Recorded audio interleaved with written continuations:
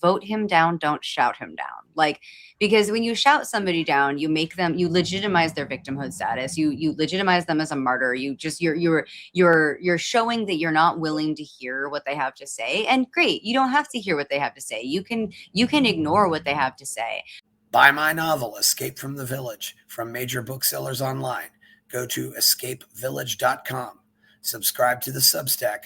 Go to fountainheadforum.substack.com. Support the forum. Go to buymeacoffee.com/fountainheadforum. Thank you. The opinions and attitudes expressed by guests on the Fountainhead Forum do not necessarily reflect the opinions and attitudes of the Fountainhead Forum or the opinions and attitudes of Chris Baker. Welcome to the party, pal. This is Fountainhead Forum 459, and Avens O'Brien is back, and we are going to talk about what happened at the Libertarian Party National Convention, where it's been about a week since we got back into town, back home, and well over a week. And whenever I get this up, who knows? But we definitely want to highlight what happened there, talk about the highlights and the lowlights. How are you, Avens? I'm good. It's been a lot of travel. I've had like several conventions, and there's trade shows. I'm also heading back to New England for a visit like next week. So it's a whirlwind of travel, and of course, like as you know, lots of things happen at the convention, which then turned into things that I now have to deal with. So You grew up in New Hampshire. Your mom still lives there. You're on the Judicial Committee. How hmm many Libertarian National Conventions have you attended and participated as a delegate? 7. It's either 6 or 7. Yeah, yeah. I think 7. Yeah. So how did this compare to some other conventions? Was it more people, less It contentious, more contentious? It was very small. I think this was the smallest convention. Contentious wise, I'm not sure. The thing is that sometimes there's like periods of contention. There's specific things that people get contentious about. Um, you know, like like there were some contentions, like there was contentious stuff in like let's say 2016, right? The 2016 convention had, there was like 1,000 people there. There was I think this convention was what? There were 610 people that About voted in the like on Saturday. Like I remember that. Like I remember at one point that the specific report was 610. So so let's say Orlando, Florida 2016, that was like 1,000 people. And that was like Gary Johnson, right? So yeah, that was like the Johnson McAfee Austin Peterson thing. And so I mean that was contentious in its own way. Like there was definitely like floor contention. That was the time that that person like stripped down and started dancing and like all that. There was the chairs race wasn't deeply contentious, but it was like but there was definitely like yeah, factional fighting. And so like the thing is that like this this year was weird because it was louder, but the the factionalization was strange this year. It was definitely like a lot of people shouting each other down, which is I feel like there was less of that in not like 2022, 2024, even 2020, like, we had some of that, but I would really feel like 2018, 2016, like, 2012, I don't like, there was definitely, like, contention, but there wasn't, like, that level of, like, yelling people down at the mic if I remember, like, in my memory. yeah, That was definitely something that I saw in this year particularly. Um, I mean, what was it? Because I mean, 2012, for example, like 2012 was the year that Nick Sarwark gave that speech for Noda for chair and caused the people to basically vote for Noda for chair instead of voting for any of the candidates who had run, and that's how we got like Jeff Neal that year is in 2012 is yeah. so like it was contentious in its own way. It just was I feel like it was like I feel like I'm gonna regret saying this, but it felt like a more civilized contentiousness. I don't I don't like saying it like that, but it's just there's a civilization to it that I maybe I just have rose-colored glasses about it. So like I don't wanna say that for sure, but it just felt different. Yeah, that whole yeah, yeah. Well, I think we're going to have more people to presidential nomination years. I mean, from what I've heard, 2006 in Portland was only about 300. It was very lightly attended, uh, but but yeah, and, yeah, so And that was a unfortunate. contentious year. That was a So contentious unfortunate year. too that we lost a chance to have Mark Rutherford as chair, I think, back in 2012. I wasn't there, but, he probably would have been great, and not to say Jeff wouldn't have been great too, but, the whole trajectory of the party might have been very different if we'd had, different people, yeah. So, Yeah. anyway, now we're so we had some, we didn't have any presidential or vice presidential tickets, but we had all the LNC, all the board, and we had all these other things. Uh, this was the first time also that they spread it out over 4 days as far as I can remember too.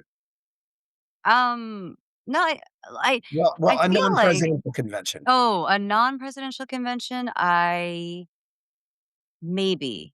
Like, in my head, I've always like, my brain always says, like, I need to stay through Monday, because it's usually like a Memorial Day weekend, and so, like, I've always been like, I have to stay through Monday, and maybe at previous years, it's been that I'm just, like, making mental note of, like, if things run long, but or just, staying an extra day in the hotel, but, like, I I I guess I don't know if non-presidential years have always been like, Yeah, but I will say this was a weird year because not only it was 4 days, it was like it was, Friday, Saturday, Sunday, Monday, but yeah, also it was, the thing that really got me on it was, like, what was with the scheduling? Like, there was, like, a 2-hour breakfast and then gavel in, and then, like, yeah, we didn't get a lot done in the morning, and then it was a 2-hour lunch break, and then gavel in, and then like, it felt like a lot of time was wasted, and also, like, we'd gavel in after lunch, and then,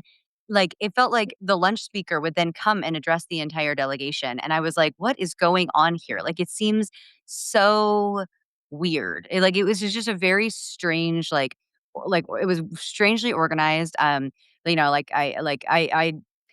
I don't know if that convention committee had a lot of or convention oversight committee had a lot of prior experience doing conventions. I'm under the impression they didn't, but I kind of think it was not necessarily well yes, organized. And I don't mean to be I don't want to like I don't want to try to be like an asshole to the people who did it. I just think that like maybe we need people who are like better at organizing that to like maximize. I get that they have to maximize like selling lunches and dinners and things like they need to make money for the convention. I totally get that, but I don't think they did it in the most efficient way. And I also think that when people pay to see a lunch speaker, and then as soon as lunch is over, that speaker then goes and speaks on the main stage, yeah. that's kind of weird. I don't yeah, the fact that we had 2-hour lunches and these late starts, yeah, that was a problem. We could have gotten more done. Uh, Yeah. the breakouts, they didn't really know how many people were being breakouts. When a MASH had a breakout, there wasn't enough room for all the Yep. people, so, which isn't that big a deal, and yeah, you always, I mean, I would hope that anybody who's doing on the convention committee would watch a couple past conventions and just see what worked, what didn't work. Because, Yeah. the other thing I don't get too, if you remember in 2022, we had Steve Dasbach, Angela McCardle, and Tony DeRazzi are running for chair. Yeah. And we had debate tokens, and unfortunately, Tony was the odd man out, and so we had a two-person debate for chair. But at this convention, we had 6 people running for chair, and we had all 6 of them in the debates. And that was a huge mistake. Number 1, because Yeah. we had 2 clown candidates in there, which shouldn't have gotten any floor time. I mean, and and I really like Rob Yates. I wish he'd got more votes than he did, but he didn't. And, we Yeah. had Wes and we had Evan and we had, Jim Jim Ostrowski. Ostrowski, yeah, and, Jim's got a great record in the liberty movement too, but I really don't know why he was running, 'cause yeah. It's funny because I mean, he seems like a great guy who's doing, like, really cool stuff Oh, in the yeah. like, I was like, I have no issue with him whatsoever, but I was weirded out during his, like, because I went to multiple conventions, like, before the Yeah. national one, right? I was in Texas, I was in California, and I was in Pennsylvania, right? So, I got to see like Jim Ostrowski, and I also like watched like some debates that had been from other conventions that were online.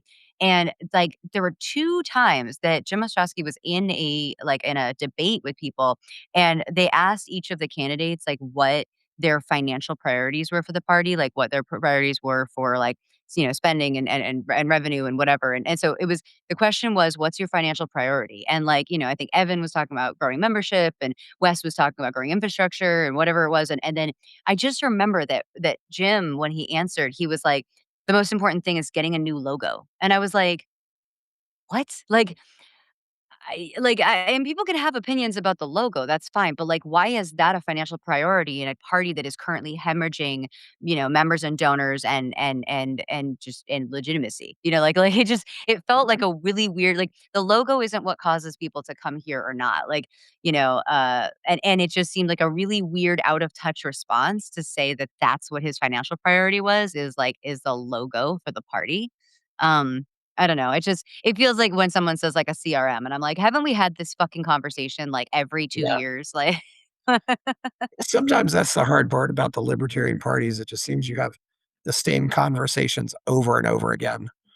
And It because it's always new people bringing them up. But yeah, we've had this discussion before, and after a while, you just get a little bored with them.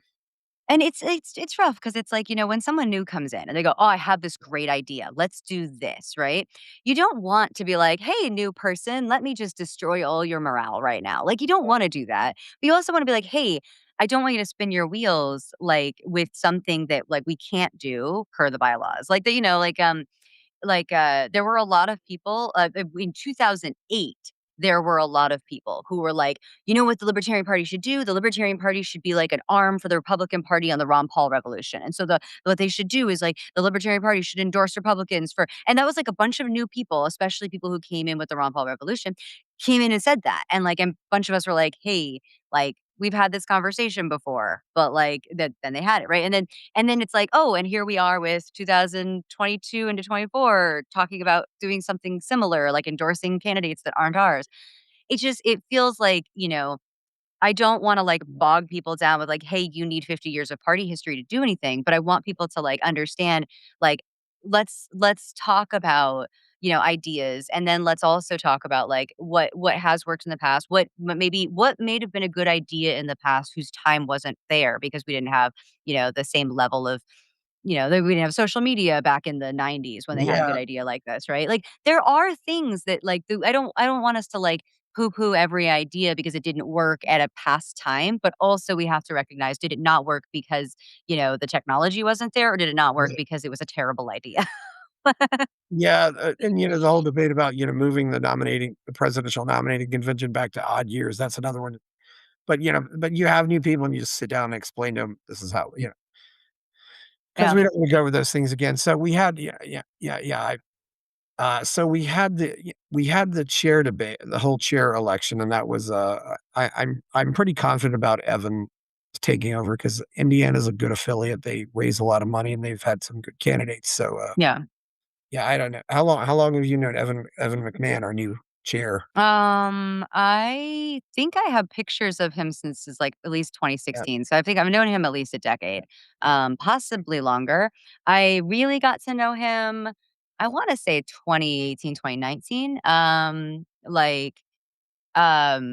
like trying to remember exactly, but I feel like it was around then. And then, yeah, I mean, I've known him, like, increasingly well over the years because he's, just done so many things, and I got to, attend the LP Indiana. He, like, reached out to me to ask me to speak at LP Indiana last cycle mhm, 2024, I think, and, or maybe it might have been 25. Do they have odd numbered I can't even remember if they have, like, odd numbered conventions. Like, that's how, because yeah. California has odd year conventions. I don't Some remember states they have all them blur every year, some together. states don't. But Yeah, whatever year it was either 24 or 25, they had me come out for the Indiana convention, and it was a great time, and he was an excellent chair. He really knew how to run the meeting and just make that convention just flow. They did it all I think they all did it all in one day, and if I remember correctly, they had, like, 118 delegates or like, that number is popping into my head, I think it was, like, 118, which I felt like was, like, bigger than California's that same year. Like, I think that was the thing that was, like, wild to me is that they had the same number of delegates as we did that year. They're getting people involved, yeah. I don't know either if it's just a matter of how they choose delegates. Yeah, Texas usually has 100. I think we had 150 or something, or 200. It really varies, how that works, yeah, and I don't know why some of them have we have a convention in Texas every 2 years, but some states have a convention every year. I don't know what the purpose is, but they must Yeah, have. well, a lot of some of the conventions, some of the, states like to do it, so, like, your off years are the years that you like, the years that aren't presidential years are the years that you have, like, Mhm. the off year elections, and then the years that you have presidential will be, like, bylaws and Yeah. platform. So there's like, California does our chair like, our executive committee, like, elections are done during the off years, and then um, I think that's also and then, like, the half of the, like, the committee, basically, like, half of the committee is done, like, on the off year, and then the other but that 'cause that way, like, it separates power a little bit, like, you can't just have, Mhm. like, a whole revolution of people, like, like, every 2 years. So I think it has its benefits, but, Yeah. yeah, I think it's just also to just focus business, and, like, California is a big state, but it usually takes us 2 days of business. Yeah, we see they seem to get all the business done in Texas pretty well. I Yeah, think you just guys have when always had really efficient conventions. but when you go from 200, it seems like it creates a lot more issues just when you say go from 150 to 6 or 700. Uh, maybe it's just Of a the bigger room, yeah. When you just increase the size like that, yeah. Yeah, it's interesting too, because yeah, every state has this so, like, Texas, you have to, like, get nominated at your county convention or to get to your state convention to get, like, California doesn't have any of that, so in California, we literally just, like, if you are a member of the state party, you can go to convention, and Yeah. uh so yeah, it just depends on the state and their rules, and some of it has to do with state law, like, I know Texas has very specific state laws about that kinda thing. Yeah, we have to have it on the 2nd weekend of April, and, we start off going over some of the bylaws. I don't have you ever been on the bylaws committee? I'd like to get on the bylaws committee, but I have not. I definitely have had a couple of years where I've spent a lot of time, like, shadowing the bylaws committee. Uh, um, there was a couple years, 2018, 2022, like and 2022 are each years that I suggested a bylaw and I pushed it to the bylaws committee. They did not take it, yeah, and so I tried to introduce it from the floor. So I had a bylaw. I wanted to suspend the rules to consider a motion to amend the bylaws to change the wording on yeah, the platform amendments. Is I wanted to make it so that because to create a platform plank or to amend a platform plank takes 2/3, but to delete takes only 50% and, or 50% plus 1, and I think it should be consistent across the board. I think it should be, yeah, like, amending or deletion should be yeah, it should be 2/3, and so that was my proposal, and I tried to bring that up from the floor, like, 3 or 4 conventions in a row, and mhm. so I'm a bylaws nerd, which I guess is why I'm on the JC now, but that's, unfortunately, I've never actually served on the bylaws committee, partially because, like, having consistent meetings every, like, week or whatever they do, like, right coming up to the convention is just really hard for me.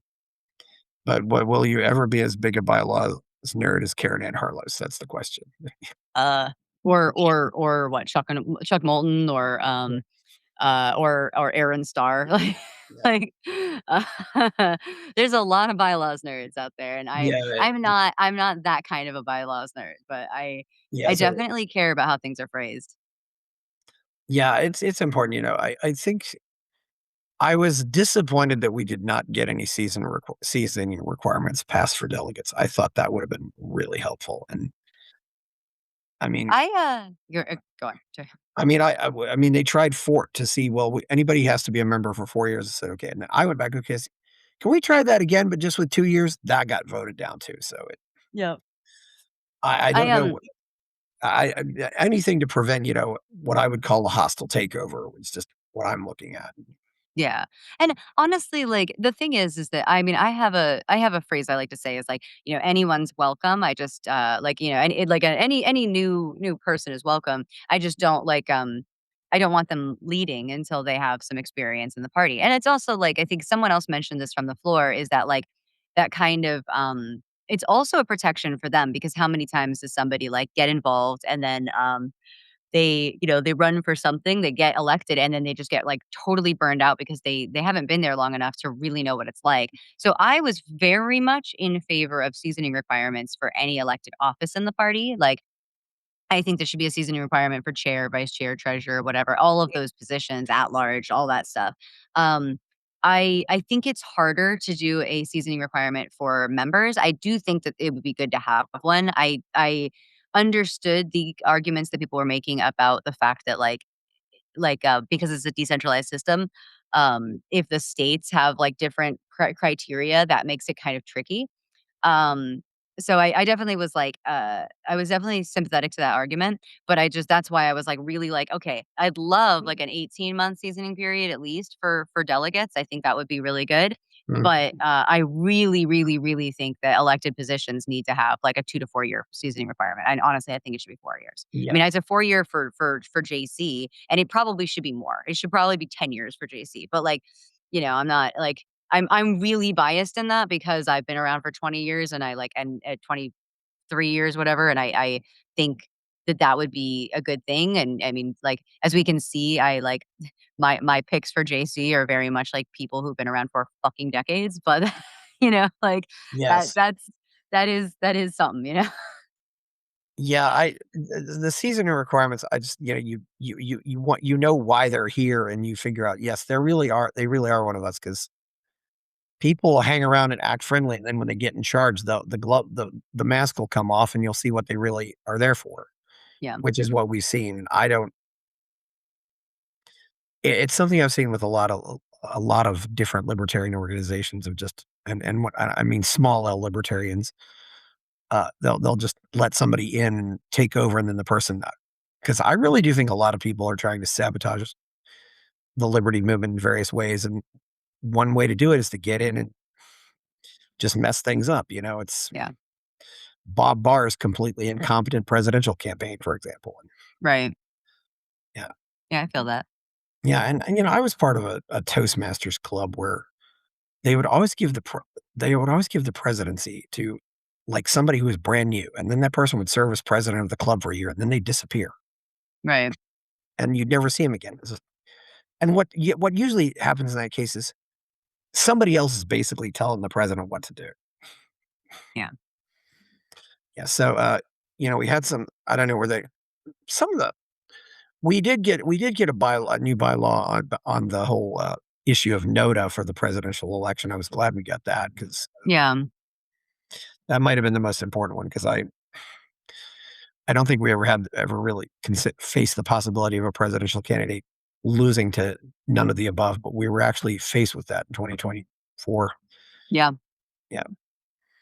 But then we went on to these various, onto the elections for chair, and I don't know who were you I mean, were you for Evan pretty much from the beginning there, or Yeah, I basically like my personal opinion was that like I like Evan and Wes. I mean, I like Rob Yates too. Like, I mean, I basically my position was any of the three of them would be great. yeah, Honestly, I mean, any of like any of them like Evan, Wes, Rob, or even Jim Ostrowski. I don't think that Jim Ostrowski was like. I just felt like yeah, he wasn't like really on brand. It's not like he wasn't really expressing the vision of the party that I was really, like, into, but I also don't think the party's gonna collapse under him or anything like that. I just yeah, that was not, like, my like, it's really crazy how often people will be like, "Oh my god, like, everything's gonna go to shit if this person wins," and I'm like, I don't generally feel that way, maybe more so lately, but I was like, with Evan and with Wes and with Rob, we had, like, 3 yeah, people that I was like, "Any of them would be fine." I did cast my votes for Evan. I had a mild preference for Evan, but, like, honestly, what was funny is I was hanging out with, a couple people before the convention started, and Nick Sarwark gave a very compelling speech about why Wes Benedict should be chair, and I was like, "You know what? That was the best argument I heard for Wes Benedict," and I was like, "You've convinced me that if he became chair, I wouldn't actually have an issue with that at all. Like, and I was already pretty feeling that way, but like, but I was like, all right, well, Nick, you just made a compelling argument. Thank you for that. And I mean, that's the thing is I'll listen to anybody, just regardless of my disagreements with them. Like, I'll listen to anybody give me like their reason for something, and I'll go, oh, okay, like that made sense, or that didn't make sense, or I do agree with that or not. Um, but yeah, so going into the convention, I was like Evan and Wes. I was like totally cool. Rob's great. Like, Jim's fine. Like he wasn't my top pick, but he was like fine. And then of course there were other people. There were two troll candidates that Yeah. not so much. Yeah, Jim has some great ideas, but they're not really things that the LP does, and they're things he could go do on his own. And I said, go ahead and do those things on his own. He's written 7 books. I mean, Jim's been around forever. Yeah. And he knows That's all these people. And That's one of the big things that I find is that, like, some people have great ideas. They're like, "Oh, we should do this." And I'm like, "That's a great idea. Why would you make the party do that?" Like you wanna subject that to a committee of yeah, people. Even, and this is gonna sound like a really, like, this a strange thing for me to say as somebody who's deeply partisan in favor of a libertarian candidate, but even the concept that, like, Angela McArdle came up with this idea that, like, "Hey, let's have a candidate and then, like, let's get them to poll really high, and then let's have them, like, take meetings with, like, the Democrat and the Republican, and whichever one gives them more concessions, they drop out and endorse them." Like, I hate that idea. Like, I think that's a terrible idea. I think it's terrible for donations. I think it's terrible for morale. I think it's terrible for right principles. I think it's terrible across the board. But if that's what she really wants to do, if that's what she really, really, really thinks is good, don't use the LP for that. Use like something like Young Americans for Liberty. And instead of running a candidate, basically run a voting block and basically say, hey, yeah, let's get a bunch of activists together and say, Mr. President Trump or President whatever, like these two individuals, like we're going to tell you what our big issues are. And whichever one of you concedes to the most of them, whichever one of you makes the most promises, we are going to endorse as a block.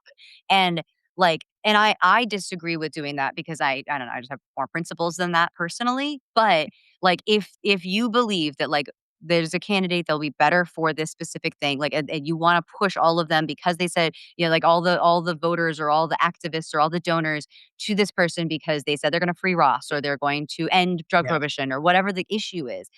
There is a mechanism for doing that. The Libertarian Party is not the mechanism for doing that. That like yeah, I don't actually have an issue if Angela McArdle went over to Young Americans for Liberty and did that. Like that would be fine yeah, prior to her being chair. Now I wouldn't trust her in any organization that like I would never donate money to an organization that has her as somebody on staff. Like that's just become that's my standard is that like that I won't donate to an organization that like that has Angela McArdle in any way responsible for where the money goes.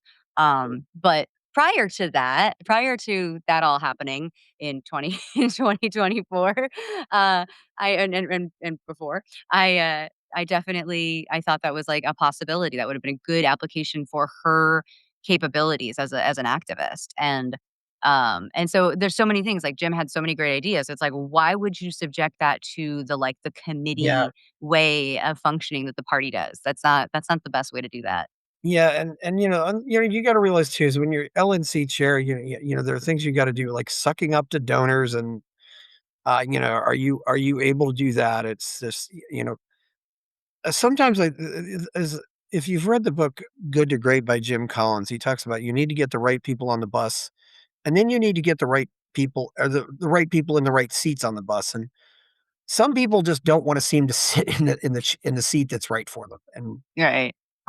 we want to be freewheeling, but sometimes we're just better off with you people doing that. For example, I think Jacob Hornberger might be a really good chair, but he's never run for chair. But he's run for president, kind of on the same platform as to talk about things that.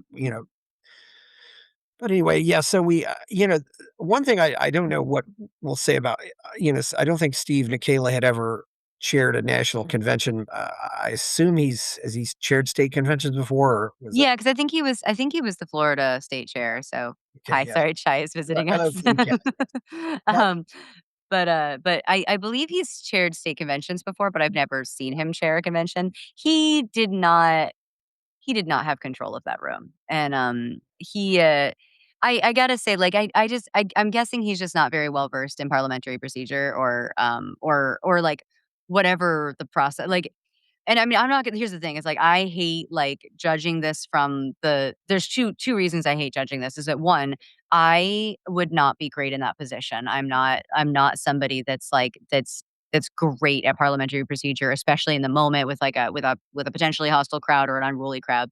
But the Yeah. second thing is that, like, I'm extremely spoiled by, like, how Nick Sarwark chaired conventions in 2016, 2018, 2020. Like, I I know that, like, for however much people can feel about Nick Sarwark as, as a chair or as a person, like, his way of chairing conventions, he's just phenomenal at it. Like, people come up to the mic, Avens O'Brien, delegate from California, I'd like to move to do, and he would literally be like, okay, so it sounds like you wanna do this. Is that correct? And, like, he would confirm people, he would acknowledge them, he would figure out what they wanted to do, he would suggest a rephrase of their motion in order to make it work, and then he would repeat the motion to the body, and then he would ask for the votes. Like, he was so good at that, and I've been spoiled. Anybody who was in the party in 2016 and 2018 conventions just just really, like that we were spoiled because he was phenomenal at that. And so, like, Nikayla isn't. I've Like, learned that I like before, Steven. and I wanna stress too that all of these people are volunteers. I Yeah. don't know if there are that many people and I've heard other people say that about that. They said Nick Sarwark knows how to run a meeting. I mean, I think Mhm. the person who was allegedly playing a ukulele, the person who, brought a rubber chicken to the room, that is problems. I mean, I would looking back now, I would probably say, tell these people to leave for an hour, take their stuff back to their room, and then they can come back. Just Yeah. we don't want noise making devices or anything like that on the floor, and that was a problem. And those weren't the least of the problems. I don't, if you don't like the person who's speaking, that I get it, but it What reminds as me a Go on. Go. if you go to a basketball game, for example, and the other team is shooting foul shots, the cheerleaders for the opposing team will all turn their backs. You can do something like that. Right. You know, Yeah. yeah, I, but yeah, no, I definitely agree, and I also, like, um oh my goodness, my brain, like, I had the thought that I was just about to say, and then my brain just exited because I just thought of cheerleaders who are turning their yes, backs. Um, but no, I feel like,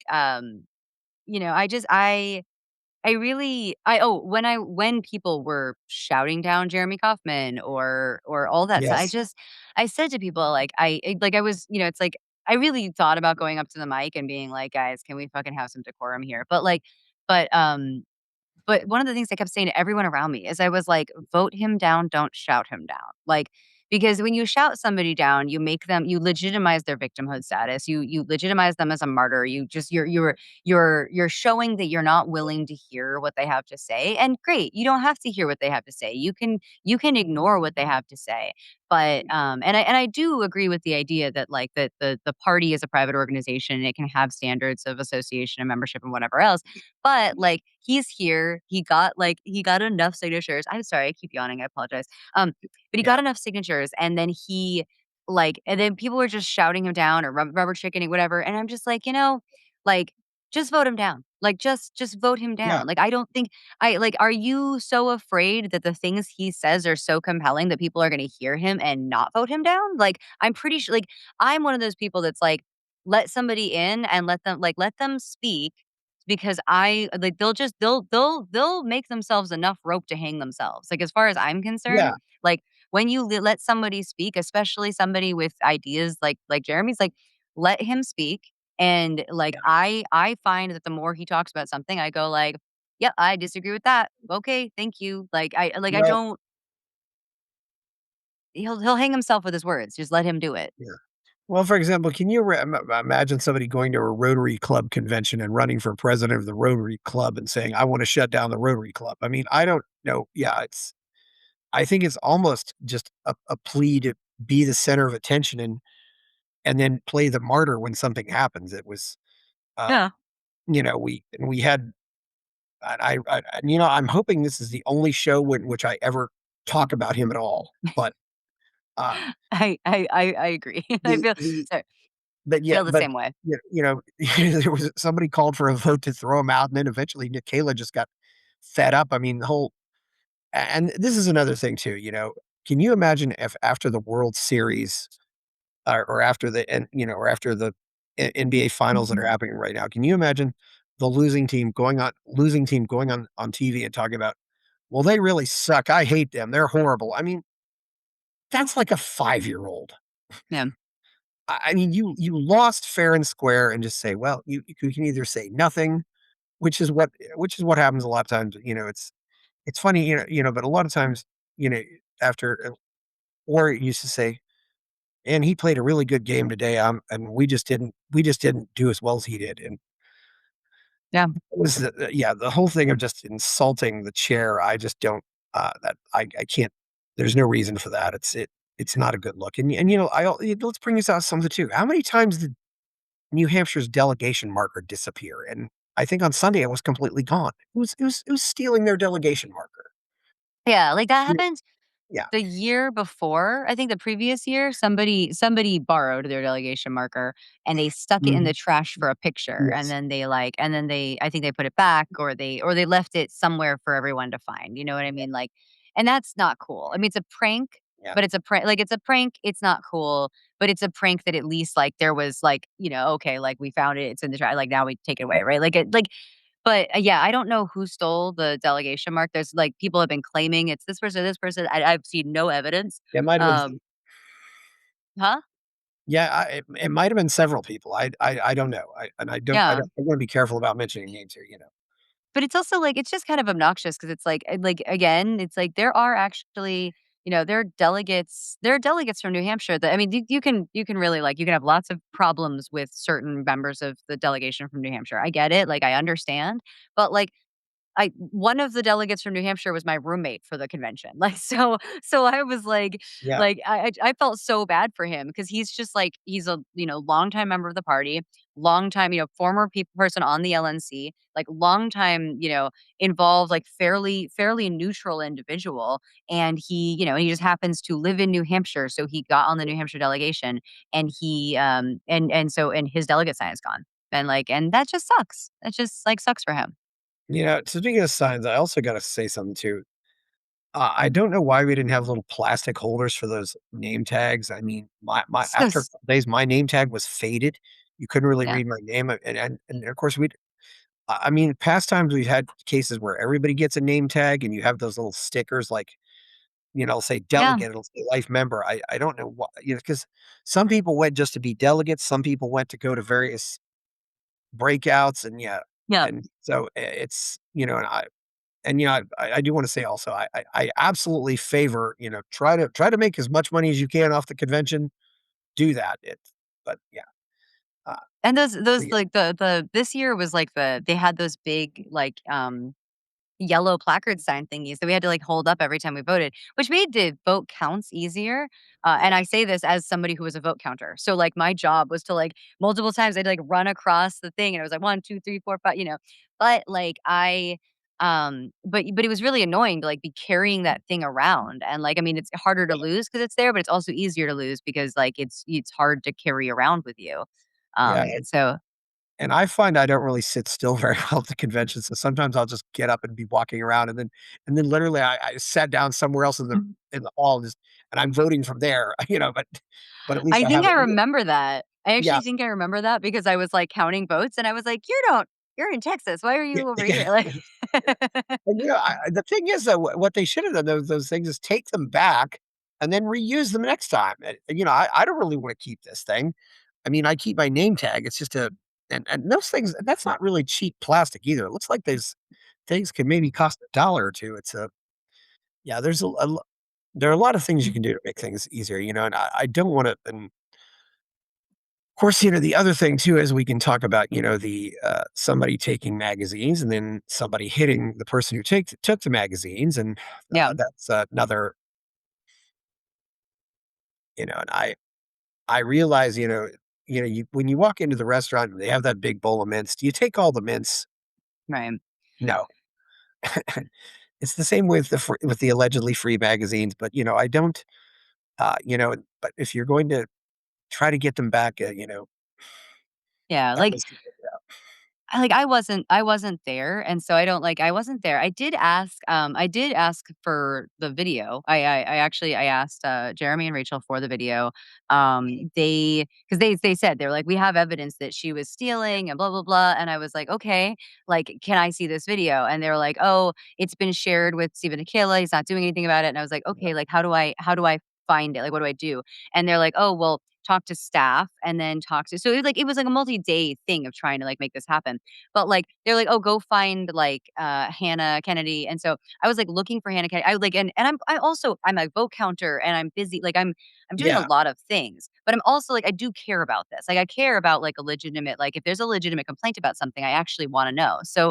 Like, I go like, "Hey, does anyone seen Kennedy?" They're like, "Oh, she'll be back later," whatever. So I go to registration, I check in, I don't see anything. So I go back out, I'm out for a few hours, I come back. I'm just looking for a staff member because allegedly the venue wouldn't share the video, like, wouldn't give them the video, so, like, you had to go get, like, authorization to see it, and so I don't know, I just, like, I but it couldn't happen while I was there because I was just too busy with everything, and so I didn't get to see it. But what I know is, like, they claimed that she may have stolen other things and that she stole the magazines.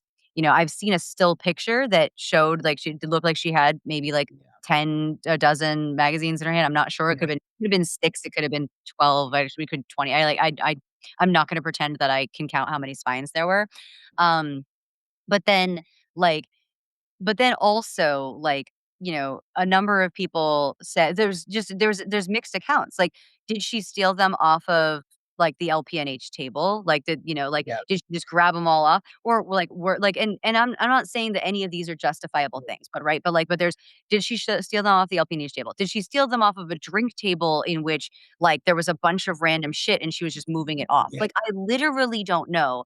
And, like, that doesn't, like, it's not Yeah. justifying if someone's stealing something, but, like, if someone puts something on, like, a public drink table that's for everybody, and I just go, like, "You know what? Like, we're gonna put our drinks down, so, like, let's get everything Yeah. off the table and put it over here." That's not me stealing that, but I literally don't know, and I don't wanna rush to judgment based on speculation in either Yeah. direction.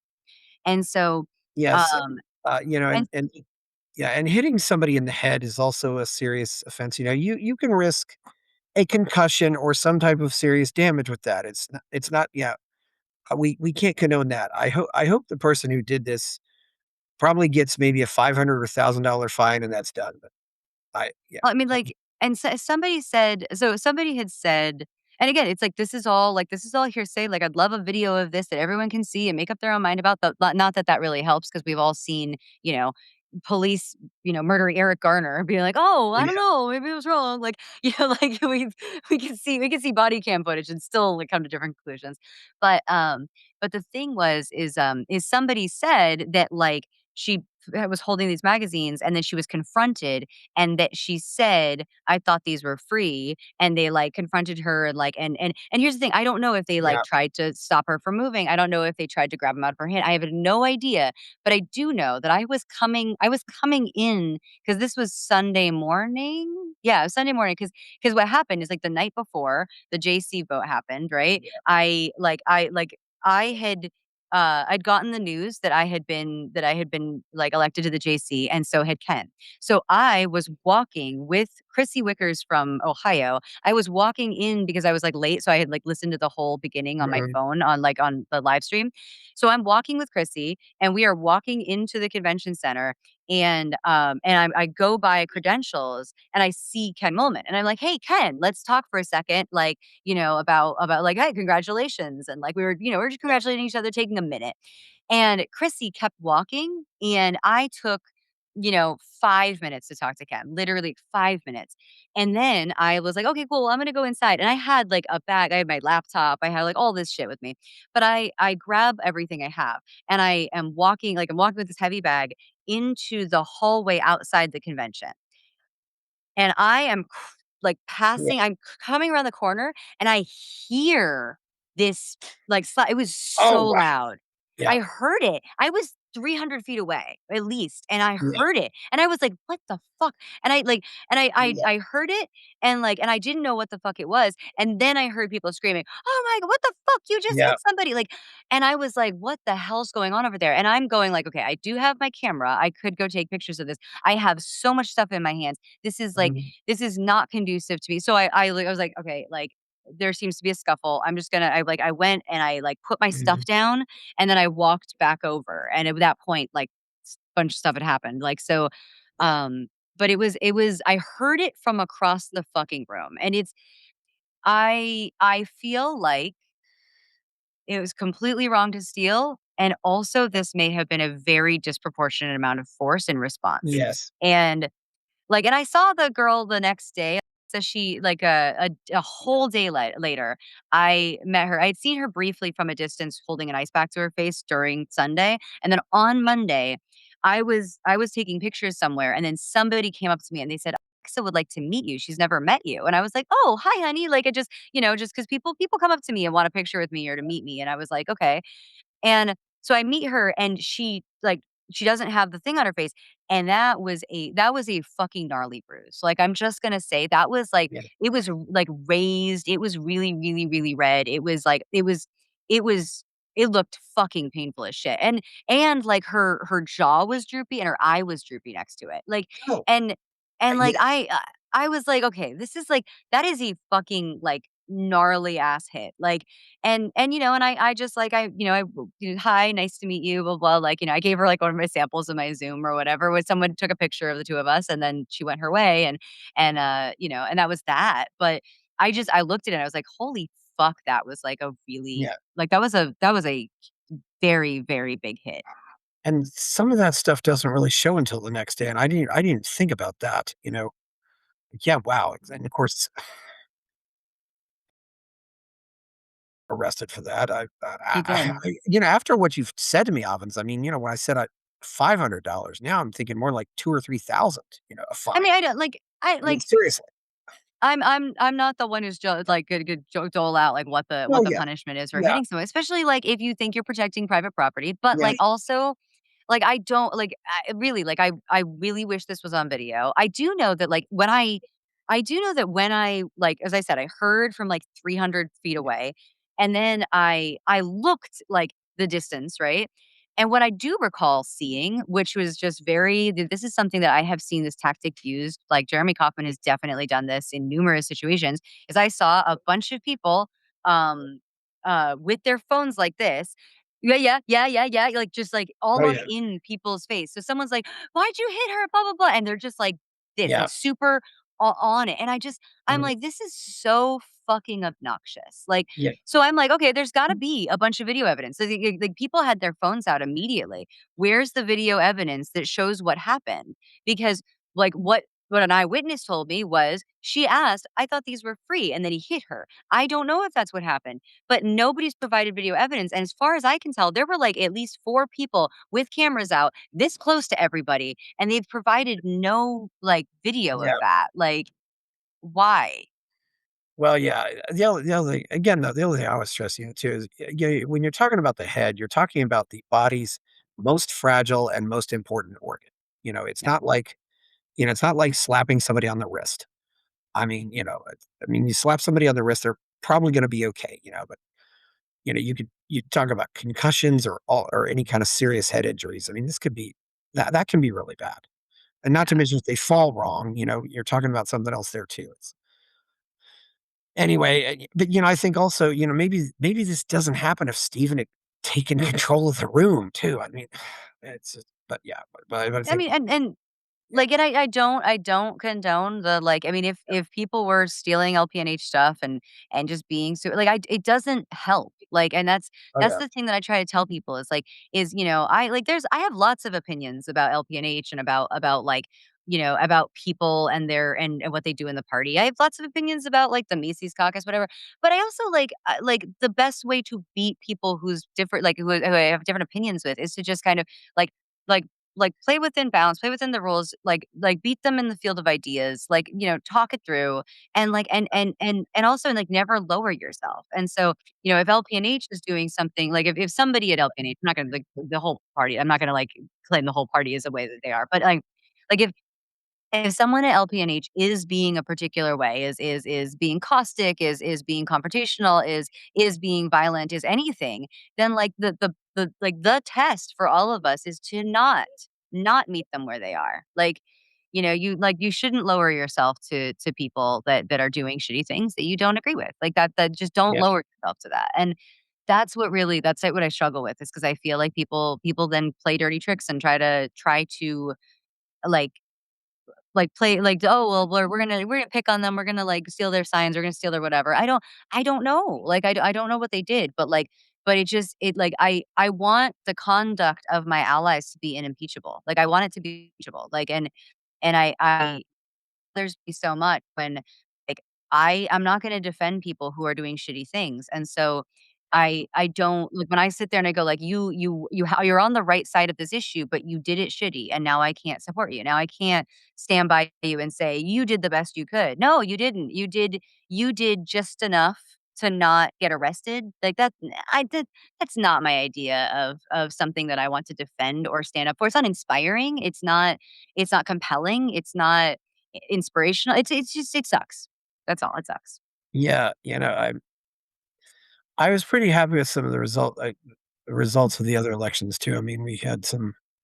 Uh, I, I I had Amanda on here a couple times. I like Amanda quite a bit. She's cool. Amanda Griffiths is the new vice chair, and I didn't know that much about the secretary or the treasurer candidates, but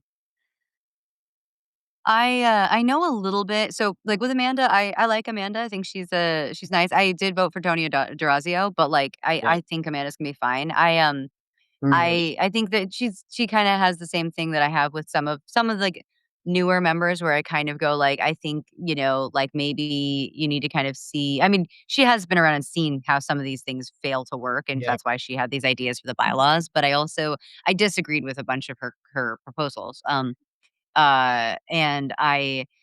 so, yeah, I wasn't, on board to, adopt all yeah. these new proposals that she had suggested, but I also, with the treasurer and the secretary, it was, oh my goodness, their names, McGee and Jonathan Neville McKee Neville.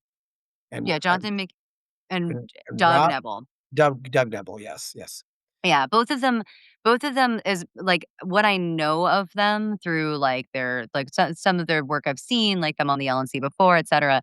They seem to be highly competent individuals, and yeah, I met them socially at the functions. They were both at the Radical Caucus Suite for a little while, and they were perfectly fine. So they seem like great guys, and they seem like highly competent at the jobs that they are now doing. So that's good. yeah. There's a lot of yeah. I think we'll do okay with this group. It's I did watch some of the I did watch the replay and I did watch some of the people who were talking about it. And and it really amazes me that some of these people don't seem to understand that you could actually be against mandates, but still at least take the virus seriously. But it's almost, I mean, for these people, you not only had to reject mandates, but you had to reject the whole concept that the virus even existed. I don't get that. Yeah. There's I Yeah, go on. I don't get that Evan or Chase Oliver, for that matter, ever supported any kind of mandates or coercion involving this. Yeah.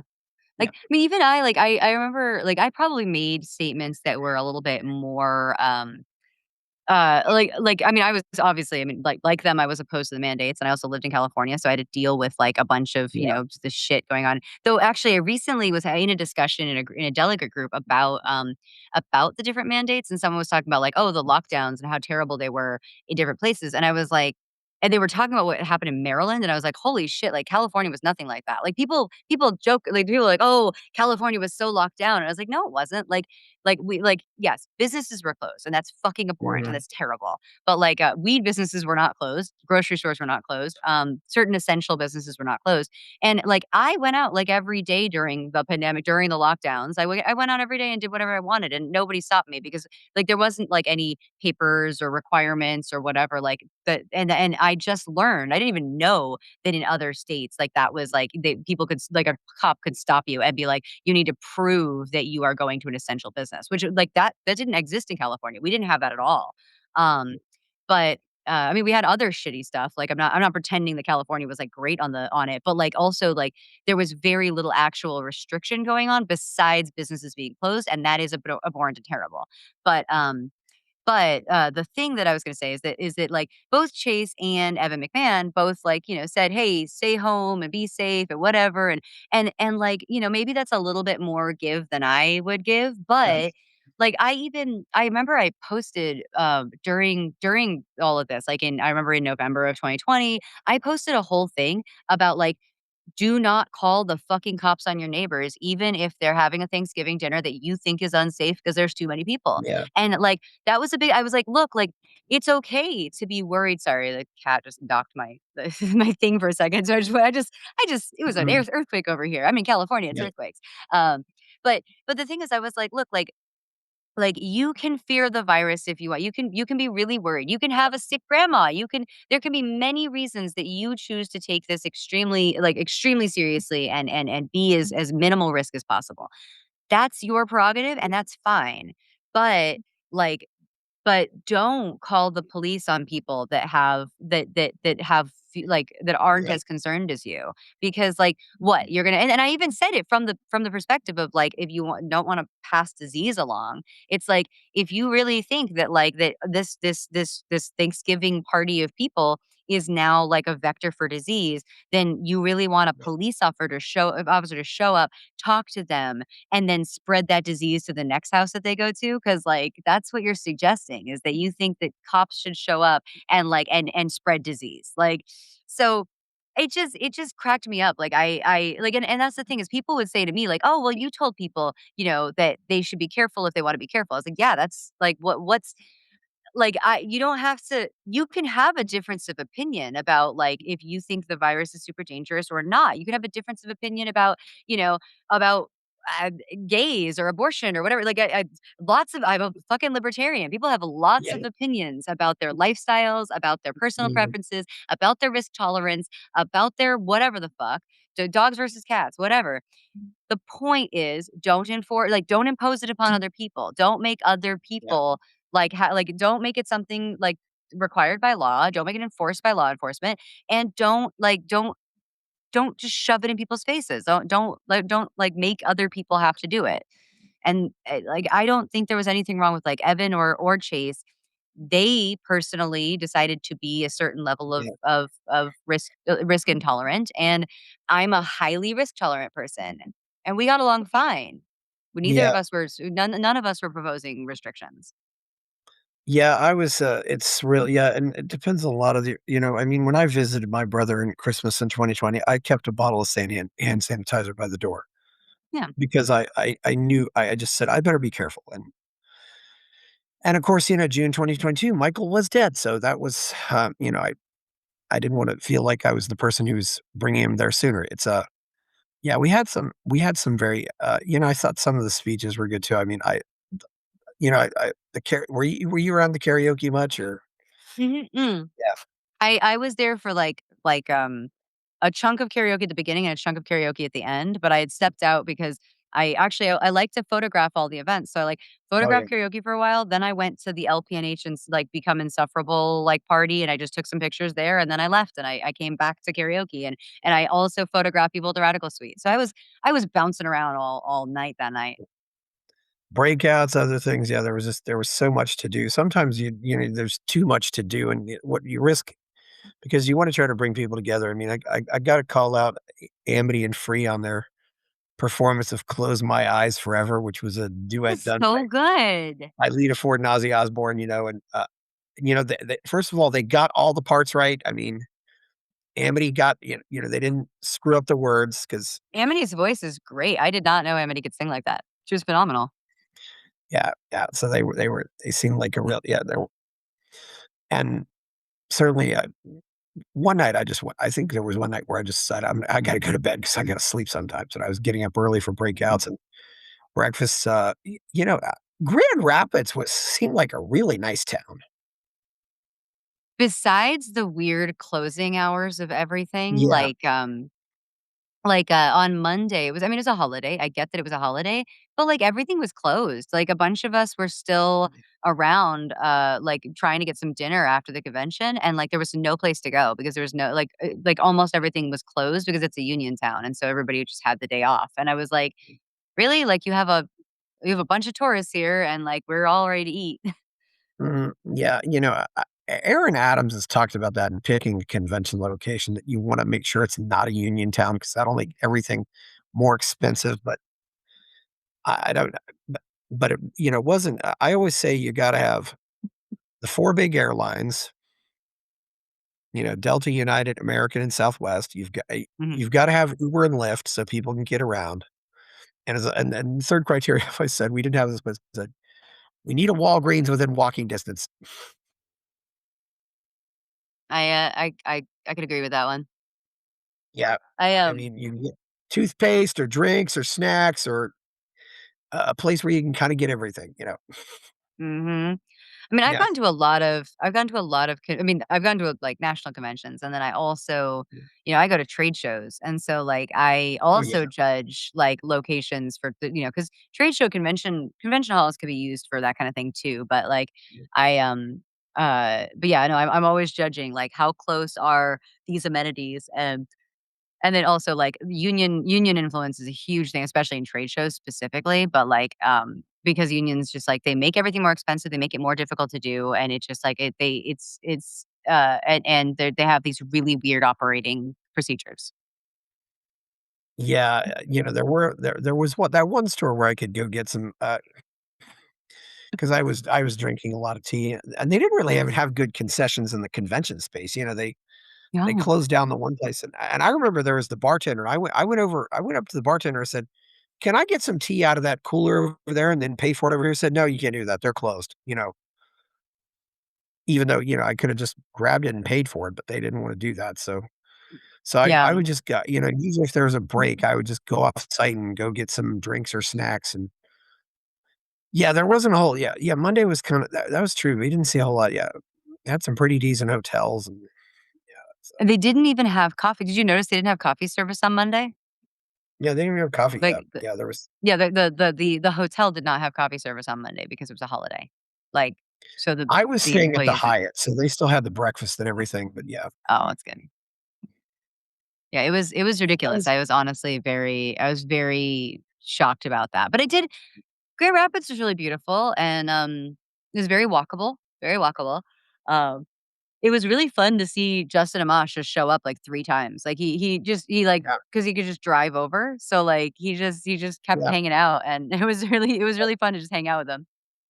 I was slightly disappointed that they didn't get somebody there from the Acton Institute because the Acton Institute is in Grand Rapids, but it just seemed like it wouldn't have been that hard to get somebody from the Acton Institute there, but maybe they didn't have a connection or could find anybody, but, the So many missed opportunities you just, like, spot, like, oh, yeah. afterwards. You're like, "Hey, guys, But what's going on?" I always tell people when I suggest speakers, I always bring that how easy is it going to be to get the speaker, Yeah. but anyway, yeah. And But no, Grand just Rapids it didn't look like Grand Rapids really had any sign of just bad times. I mean, all the buildings were nice.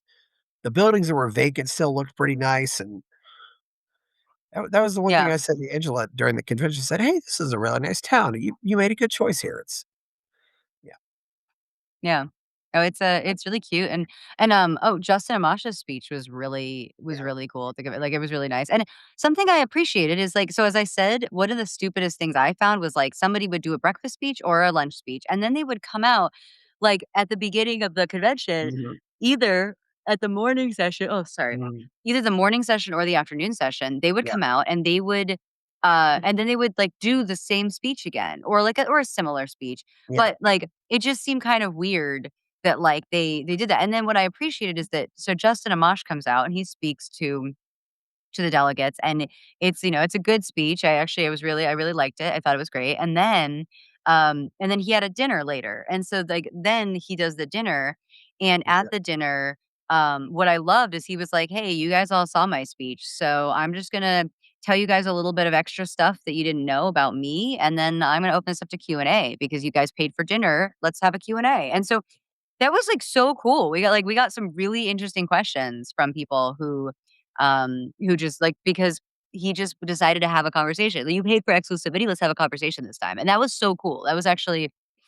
That was probably the only way I would see to do that, like, the people speak to, like, the whole audience and then they speak to a select group. I thought that was a really cool way to do it. yeah, it was nice seeing him there. I don't know if there's anybody else, like, who was in the area, but he was, yeah, and, I don't know who's gonna show. Yeah, since you've been to so many towns, where would you like to see them have national? I mean, it's funny is I've liked some of the old ones. Like, I mean, Orlando was a good convention. That was a good location. Yeah, New Orleans was really neat. I really wanted to see one in Austin. Like, that was supposed to happen in 2020 and it didn't.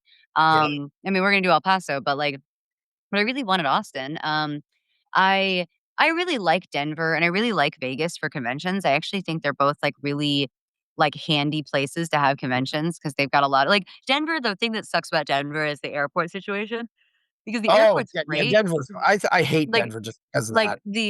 the airport is good in terms of, like, it has good like, you could basically like, anyone can get a direct flight to Denver, but the problem is that Denver Airport is so far from the rest of the Yeah, city, but it is if you actually look into it, it's really easy to take the train into downtown Denver, but you have to, like, yeah, have some guidance on that, um, but the Denver Airport actually is the Denver Airport has great food. Denver Airport's actually really like, and Denver itself is a great town. I love Denver, and, like, the convention center there is amazing. I'm there, like, 2 to 3 times a year because of, trade shows, and so I really love the Denver Convention Center.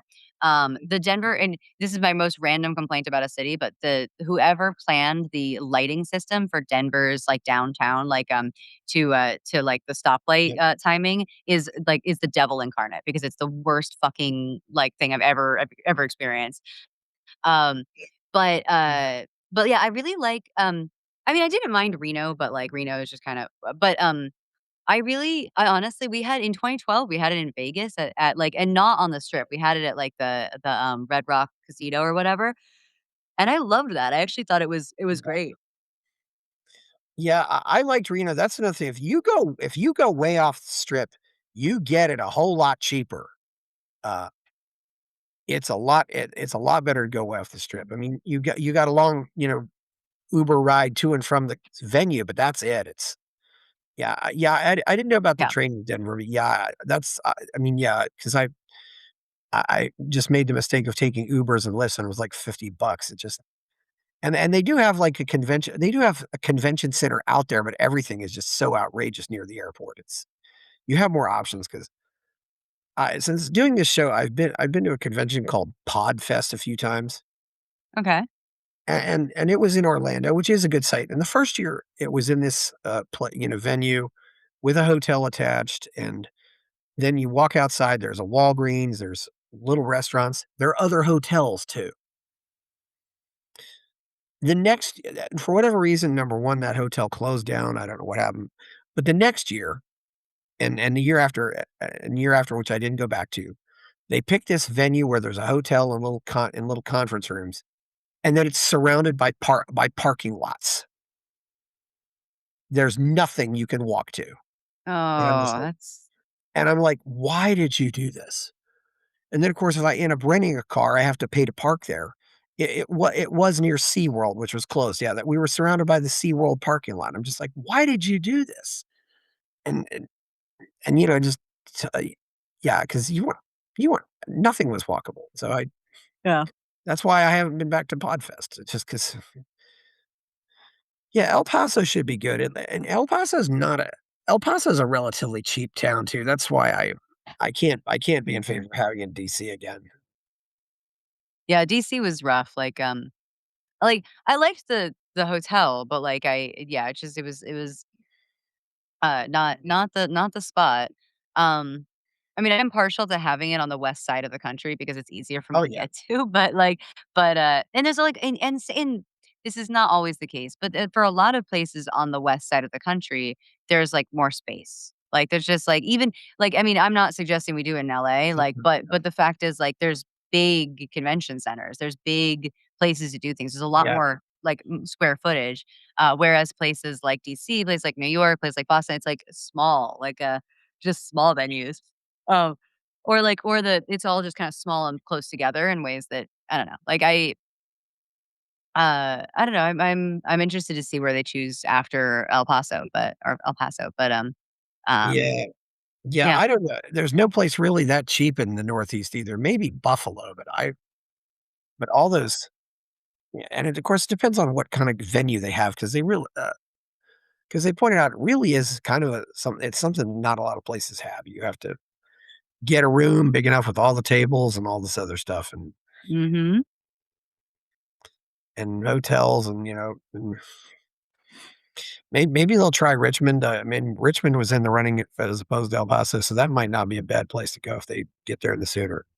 I Get it still out, go there I next, yeah. still want Austin one of these days. Come on, Austin. Yeah, Austin would be nice,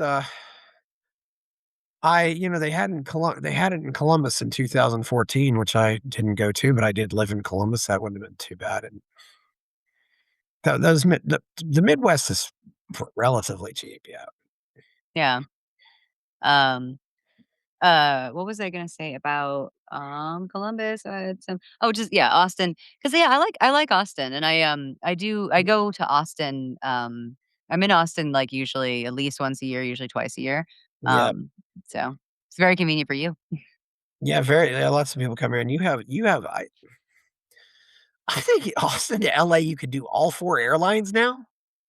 I think so, yeah, I can do direct to Austin from a Yeah, bunch of direct, yeah. airlines. Yeah, I mean, Yeah. there's no point, yeah, I did actually go to a little event in Orange County, and I did end up changing planes, but every other time, there's no point in changing planes going to LA, and I don't hate that airport as much as so many other people do, but it's it's, yeah, yeah, you don't wanna go to and everybody I think got the and, I didn't I when I was at Reno, I talked to some people, said, "Yeah, I had to change places twice." I didn't have to talk to anybody at Grand Rapids. I had to change planes twice, which was a good thing. Yeah, I had to change planes once. Reno was easy because I just drove. Because like, I drive to Reno every year, so I Yeah. like, I was like, "Oh, I'm just doing it at the beginning of the summer and the end of the summer." Because like, I drive from LA to Burning Man, so, like, it's, like, LA to Reno and then Reno to Burning Man, Oh, yeah, Burning Man, yeah, so that's the thing is I know Reno really well. I know the Reno hotels, I know the Reno locations, like, I stay in a hotel, like, the night before I leave for Burn, and then, like, I'm at Burning Man, and then I, like, come back and I stay in a hotel again. I guess maybe people have their lives, but I was kind of amazed that more people didn't stay till Tuesday for the convention.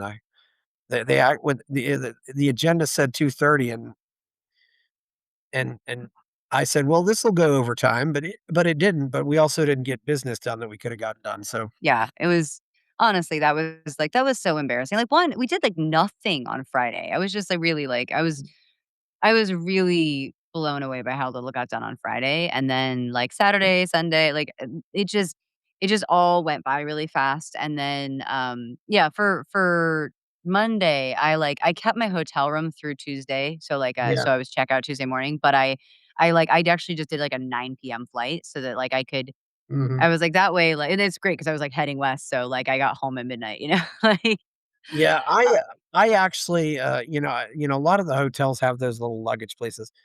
I checked out of the Hyatt on Monday, but I was prepared, but so then I just I did a little I went to the gym I went to the gym, but then I just got but then I just said, I got a room at the Clarion, which was like, a mile from the airport, and just stayed out there by myself because I couldn't find anybody who wanted to share, so then I flew out Tuesday morning, so, Gotcha. yeah, it wasn't 'cause there wasn't any point there isn't any hotel room that's worth $150. I don't care how nice it is.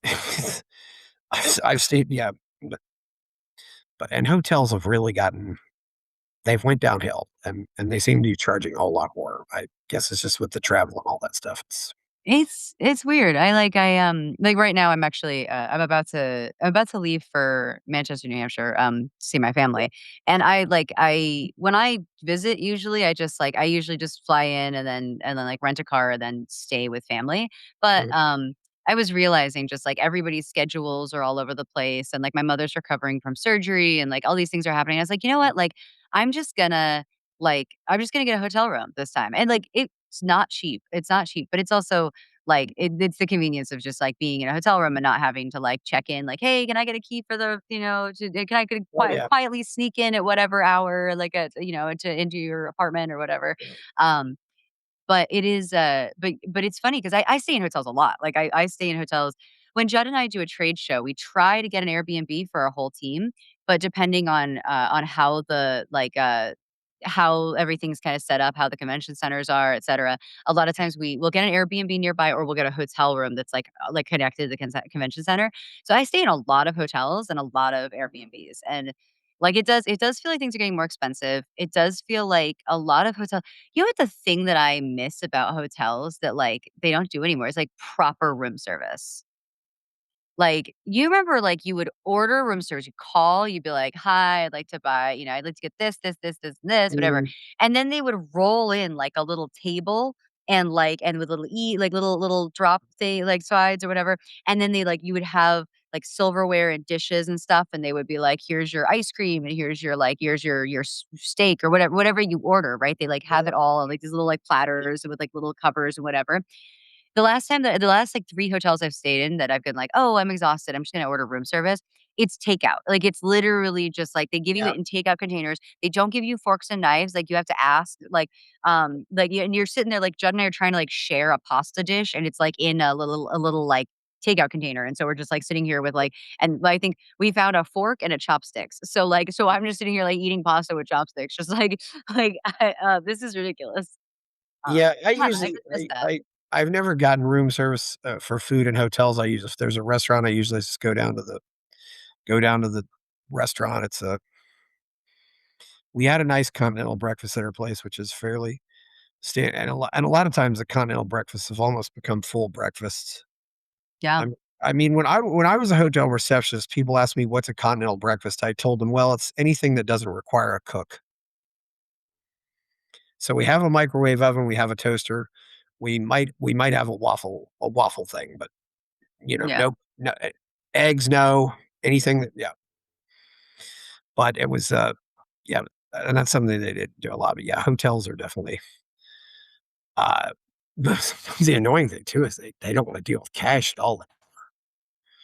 Yeah, Yeah, I guess just because of my own experience, I had my little drawer, right by the desk, and I had that other drawer where there was $1,000 in there, and just, somebody brings out 100, you gotta be able to break it, but yeah, it was, well, I think we've pretty much covered most of the convention. I don't think there's we never got to platform committee, we never got to some of those I wish we could have gotten, to, like, resolution and platform because we could have maybe those things that because we suspended there were motions to suspend the rules to do these resolutions in this platform plank that might have passed if we'd actually gotten to the time where we're supposed to do resolution in yeah, platform.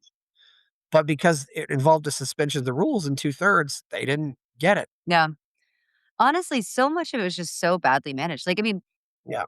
so the election on Saturday was we had the JC election, and, so JC was first, and so here we are having the JC election, and then, traditionally, it's just 1 round of voting, and then you can vote to suspend the rules to have additional rounds of voting, but it's 1 round of voting, and sometimes conventions have decided to suspend the rules to allow the top 7 vote getters to get it, even if they didn't get a majority or Yeah. 50% or more.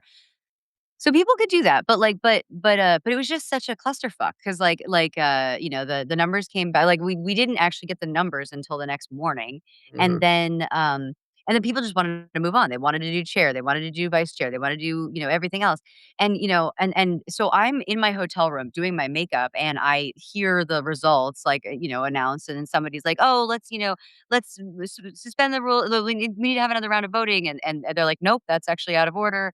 And that's accurate. Like it's out of order unless you move to suspend the rules to do it. But but like, people wanted to move on to, like, chair and everything like that, and so I posted in, like, one of the group messages, I was like, "Hey, guys, like, let's get through all the other elections, and then then someone should motion to suspend the rules to have another round of voting." Because Yeah. I think people would like to chime in on who, will be on the JC besides me and Ken, but clearly they want to deal with all these other things first. So let's just, like, save that and, like, let's just make a gentleman's agreement that we're not going that we'll just support that after we get through everything else, right?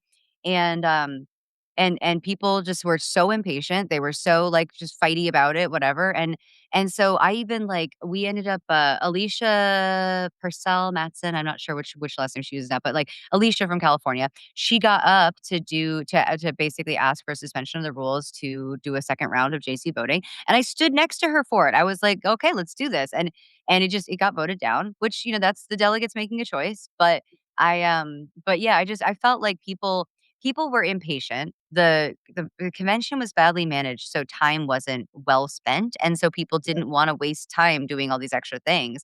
And it was a weird vibe. It was not a like, I felt did you see there was, like, that woman from I think she was from South Carolina or something?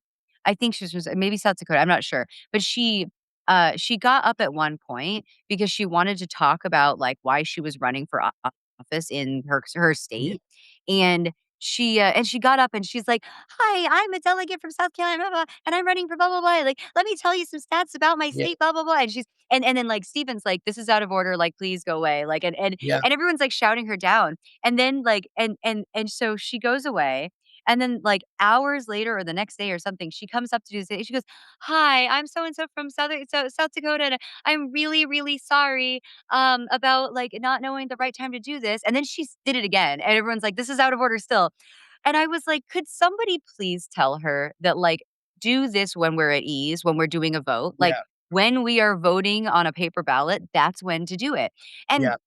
the same thing happened with, during okay, so the chair election happened, right? And so the chair Yeah. election happened, and the chair voting happened, and then it got to Evan and Jim.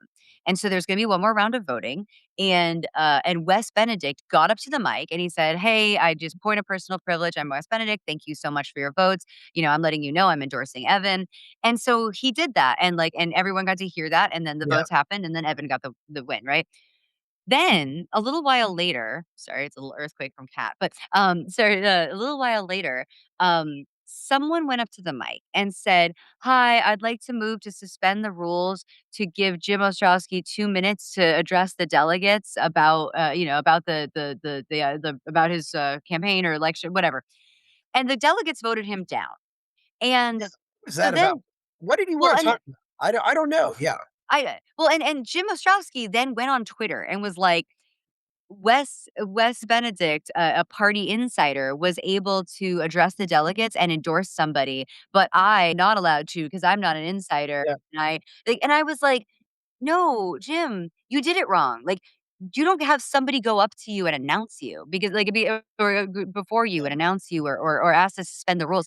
You don't need a suspension of the rules. Literally go up and go, "Hi, Jim Ostrowski, delegate from New York. Point of personal privilege. I want to take a moment to thank all the delegates who voted for me and let them know that I endorse these candidates for the lower races. And Yeah. I know that, maybe the rest of the party didn't share my vision as chair, but hopefully we're gonna work together for a great whatever, blah, blah, blah." Like, Yeah. so I explained this to him on Twitter, and he said, "Well, I'm not a parliamentarian, I'm an outsider." And I was like, Yeah. "I'm not a parliamentarian. You just have to read the room, bro." And so Yeah. so then I went and looked for him in New York, and I was like, "Look, I will show you how to do this. When we're doing a balloted vote, I will help you get to the mic to make an announcement." And and he was not there when I went over there, and then Mm, he found me, and he's like, when should I do it?" And I was like, "You should do it when you have the next balloted vote." And then, like, we had one more, and then we adjourned the convention, and I was like, "I'm so sorry, yeah, Jim." But this was a failure of understanding, like, a really basic procedure that you can learn. It takes a little bit of education, a little bit. yeah. I would not be after a vote count like that, I would certainly be in favor of the chair saying, would every eliminated candidate like to speak for 1 minute and just make an endorsement? I would probably just Yeah, say that, and if you want I mean, I would have liked to have heard what Rob Yates would have said, and, yeah, I'm also and, I was actually going to move to do this too, but I would because we had people move twice. I said, "I move that we suspend the rules to take only the top 3 candidates," which saved us a ton of time. I was gonna go up and say it differently. I moved to eliminate all the candidates with less than 10%, which would have been the same result. right. But yeah, but so that because we take so much time to vote, and I got and you might remember, after that nice lady was singing, uh, you know, that was during one of our vote tallies. But if you noticed, I got up after she sang and I said, point of personal privilege, Javier Milei does not have 1 dog. He has 4 dogs. I recall that, yeah. Yeah. I And then I I moved was all of them. Yes. Yeah. it was really funny as soon as, like, that happened, like, she did the thing, and then you got up, and I heard your voice, and I was like, "He's going to correct a fact about Millet." Yeah.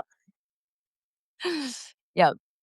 See, but that's the thing too, is the more conventions you go to, you get to know all the characters. So it's like, all right, I know Chris is going to talk about Millet. I know that Aaron Starr is going to correct everyone on parliamentary procedure. And here's the thing, that's another thing that I really try to tell people is like, someone like Aaron Starr or even someone like Nick Sarwark, if you approach them on the floor and you go, "Hi, I want to make a motion, but I don't know how. Can you help me?" They will help you. They will fucking help you. They're like actually like the Aaron Starr is amazing at it. Aaron Starr, Alicia, like, those people, I want people to know, like, go up to people who are at the mic and go, "Hey, like, I'm trying to learn how to do this properly," and people will teach you. Like, it's actually a incredibly friendly party, like, despite our reputation. Like, we're all really, like, Yeah. there's lots of people who are super helpful. I gained a lot of respect for Nick this weekend, because he made some comments to and, Nicaila was on his face, "Well, Nick Sarwark hates me." I don't think Nick hates you, he just was trying to make a better convention, and, Yeah. I actually with Andrew Chatterton is his dilatory bullshit, I was actually ready to go up to the microphone, and I was gonna say, "I move to have Mr. Chatterton expelled," and Nick said, "Don't do it." I said and I just said, "Well, you've got more experience with this than I do." And I just said no. And so, but sometimes I wish I had because you had these people just engage in stalling tactics, call for votes, Yeah. and just like, Yeah, I mean, please. I got my steps in thanks to Chatterton constantly calling for division. Like, you know how many times I had to run over there and count everybody, 1, 2, 3, 4. Like, I got a lot of exercise. Yeah, I mean, so if I go back in 2020, I think I want to make a list of and then just send it out to all the states. Said, do not send these people back to the next national convention. By the way, how many people that were in Grand Rapids were also in Washington? Do you think it was maybe 400 or Oh, that's a good question. yeah, that is a good question. Um, I don't know. I mean, you could get a list of both delegate lists and compare. Um, It would take time, yeah, but yeah, of course, yeah. so many it's funny, the person shared a room with in DC's quit the party. That was after buying the life membership. But hey, at least we saved money on this time I shared a room with 2 people, so it only ended up being like $55 a night when they were there, so that was good. Nice. Yeah. I I had one roommate and then they backed out. So then yeah, I reached out to a friend of mine in New Some Hampshire and I was like, "Hey." libertarians can be really flaky with that too. I remember speaking of taking free stuff, I gotta tell that, like, I went to that one conference in Orlando, and then when I went to airport security, I'm emptying my pockets, and I had, I think, 6 or 8 Embassy Suites pens from the hotel, but then "Man, you're lucky they didn't punch you." yeah, Sorry. I gotta tell you though too, this is true about Anarchapulco in 2018 when they put out all those nice little collared shirts that said Bitcoin.com, and they were everywhere. And I thought, I'll take these and give them to everybody on my team. So I took them and got back and said, "Hey, sure, yeah, since I work with techie people, I thought they'll appreciate this." So they all got shirts, Cute. yeah. So I did sometimes hoarding free stuff is something I've done too. But if somebody had said something to me, I probably would have said, "Okay, it was like Yeah. the thing was like a dozen of them maybe. So Yeah. I mean, that's the thing is there is a certain, like, there's a call for human decency on both yeah, sides. It's like, yeah, don't steal from people, and also, like, don't hit people, and, like, you wanna de-escalate with the yeah, least amount of violence possible, but, I just it doesn't make anyone look good. It doesn't look good if someone's stealing or trolling somebody else. It doesn't look good if someone's punching somebody else, and then, yeah, like, I'm just, like, it's just so frustrating because, as I said, like, it's like I can't defend somebody if they are behaving improperly and stealing. Like, I can't defend them, but I also don't think that hitting somebody is going to yeah, it's not gonna solve the problem. It's definitely not going to make your side look good. Like, if you go, "Hey, I just have video and she stole stuff and here's video of it and like we'd like to press charges." That would be, like, more like that, then people go, "Oh, shit, like, you were stolen from." But instead, like, then there's mhm, then someone's like, "Oh, violence," and, oh, like, it's just yes, it muddies the waters. And I mean, I recognize that in all of these situations, like, muddy waters is, like, what a lot of people are yeah, dealing with in the world about, but it's like, mhm, in order to reduce the muddy waters, like, we all have to keep our conduct at the highest standard, and, like, that's for me, that's, like, so yeah, important is, like, as an individual to, like, I mean, I even in my, like, in my professional life, I do something that lots of people think is very, dangerous or risky or whatever. I work in the world of psychedelics. I work with unscheduled compounds, and as a result, like, I really try to make sure that, like, my conduct as a human being is pretty unimpeachable. Like, I'm mhm, not doing things that are going to cause people to be like, "Oh yeah, she's a piece of shit and I want to see her fail." Like, I try to be an upstanding citizen and involved in my community, involved in my, like, everything I'm doing, and be like someone who de-escalates conflict and somebody who's just, like, trying to do the best I can and really represent well, so that, like, if bad things happen to me as a result of the work that I'm doing or anything else, people will go like, "Oh, like, she doesn't deserve that. That's mhm, not supposed to be what happens." And, like, maybe it'd be a beautiful world if that wasn't the way that we judged people, but we do. And so, like, it really does matter to try as much as we can to be the best version of ourselves at all of these things. And especially not just for ourselves, but for the causes that we care about, for the allyships we have, like, for anything yeah. we're trying to do. Like, be as, like LPNH says, be insufferable, and I say be unimpeachable. Be like, do your fucking best to be, like, to just represent what you have to represent as well as you can, so that nobody can say anything except disagree with the point you're making and nothing else. So, yeah, sometimes there's a time to do these things, I think we've covered just about everything with the convention. I don't know if we wanna you being from New Hampshire, you certainly have a take on the whole LPNH situation. Avens, I think you're one of the few people in the Libertarian Party. I don't think there's anybody that hates you.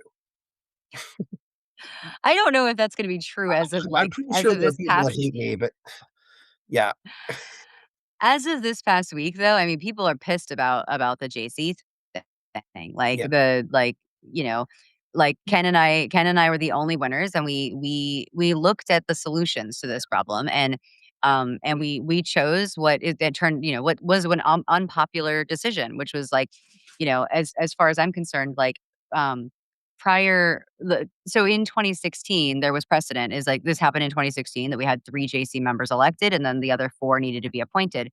And the way that JC decided to do things, which I think was actually the best way to do it, because we have approval voting and we didn't have an additional round, is they basically treated all the other people who were nominated who failed to get on over 50%, they treated them as NOTA. Um, and that was, like, a controversial idea, but, but honestly, like, that that actually fits my understanding of approval voting and that whole idea of getting a majority. Like, I actually that makes sense to me, and so I looked at that option, and the person who suggested it to me was Rob Latham, and Rob Latham is, he was on the JC, he was on the previous JC. He was, in case people are, like, worried about factions or whatever, like, as far as I know, he was endorsed by the Mises Caucus. So, like, it's not like I got this from, some, conspiracy or something. I was like, "Oh, yeah, I remember 2016, that's what happened." And he said, "Yeah, this is how they did it." He actually explained their reasoning, and I said, "That totally makes sense. I like that. That makes that is the most reasonable thing because as far as I'm concerned, the people who got less than 50% at this convention for JC, like the body didn't choose them. And so why would I foist upon the body like choices that they didn't choose, that the majority didn't choose? And so like in this context, legitimately they had these people as an option and they said no. And so instead Ken and I went through a list and we were like, okay, so what we're going to choose instead is somebody who wasn't not we're going to choose people who were not nominated at convention, that weren't in that nomination list. And we're going to choose people who have ever in the past received over half of the delegate votes at a national convention anytime in the past for any position. So that opens up, former LNC members, former JC members, former presidential or vice presidential candidates, but anyone who received over 50% of delegate votes at a national convention. And so we like went through and we had quite a list to go through. And what's really funny is when I told someone this criteria, they said, "Oh, you know who fits that criteria? Nick Sarwark. You could choose Nick Sarwark." And I was like, "No, no, I will not be choosing Nick Sarwark."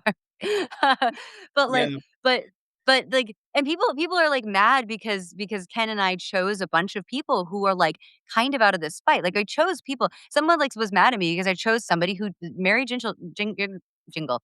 She chaired the national party like 30 years ago. And people are like, "Wow, well, it's like she's not." And I was like, "She's not part of this shit. That's the thing. Yeah. She's not Yeah. part of this factionalization bullshit. She's just somebody who loves this party, who knows the bylaws, who knows the rules, who knows she's here to do her duty to the party and judge things by the materials Yeah. that we have and the information we have. She's not here to be like, "Oh, I hate the meat." She doesn't give a shit about this, like the Mises Caucus versus everybody else. Like none of that. Like she's outside of that, and that's what I liked about her. And the same thing with Jeff Neal. Like we chose Jeff Neal in that same like the criteria is like I chose people that are not like people that have been lightning rods of controversy and involved in all this shit. Like, and so like the first person that I asked is the first person I asked was Mary Ruwart, and she said no. Like, Okay. Yeah. Yeah. I she Yeah. I because I love her, and I was like, Yeah. "You do qualify," and she's like, "I don't." She's like, I don't wanna do this," and I Yeah. respected that.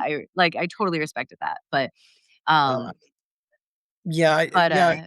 I was probably one of the well, a lot of people probably didn't recognize Mary Gingle's name at all. I mean, I knew she'd been involved. Yeah, I wanted to ask though, about, the LNC meeting afterwards. They did vote 15 to 1, 2 no votes, 1 abstention to disaffiliate LPNH.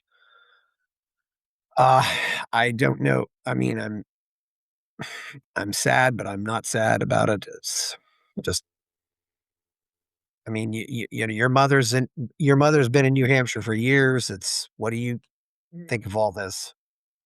I mean, the LPNH definitely the in 2024 when they posted about endorsing Trump, like Yeah. that was disappointing on a number of levels, including on a level of like, what's your responsibility as a party?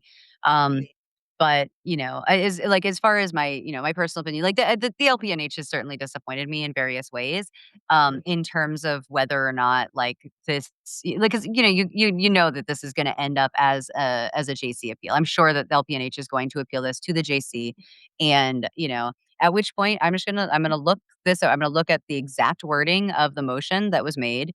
I'm gonna look at, all the relevant materials. There's the bylaws, there's the like and like the whole JC is gonna have to make we're each gonna have to make a ruling based on like, what the appeal is versus like what exactly the appeal is.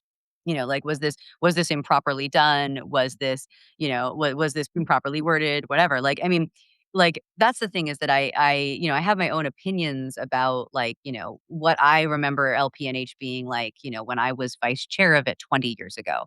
But um but that's also, it's my mother was a founder of the party. Like it's not fun to see what it's become, but it's also whether or not that's in violation of the agreements, the contracts between national and the state is like I haven't looked it all over, so I can't actually say how Yeah. I'll rule on that until I actually and then until I see the argument that the LPNH makes against that and exactly what the wording was compared to those things. So and Yeah. also like things like the I think there's agreements like and the problem is that the people and, like, my dad might be one of the people that is a holder of the documentation of the contract, like, the agreement between LPNH versus National, but, like, my dad doesn't have those documents anymore. We actually a couple of years ago, we asked for, like, if he had any of those historical documents, um, because he was moving, and he had some random Rothbard notes that he gave me and stuff, but Hey, he didn't have that stuff, but, that's something that, like, it's what the LPNH has been doing in terms of, like, working with Republicans, whatever, like, it's, like, based on what their charter is and then what the national rules are, that's I have to look at that and make that judgment based on those things.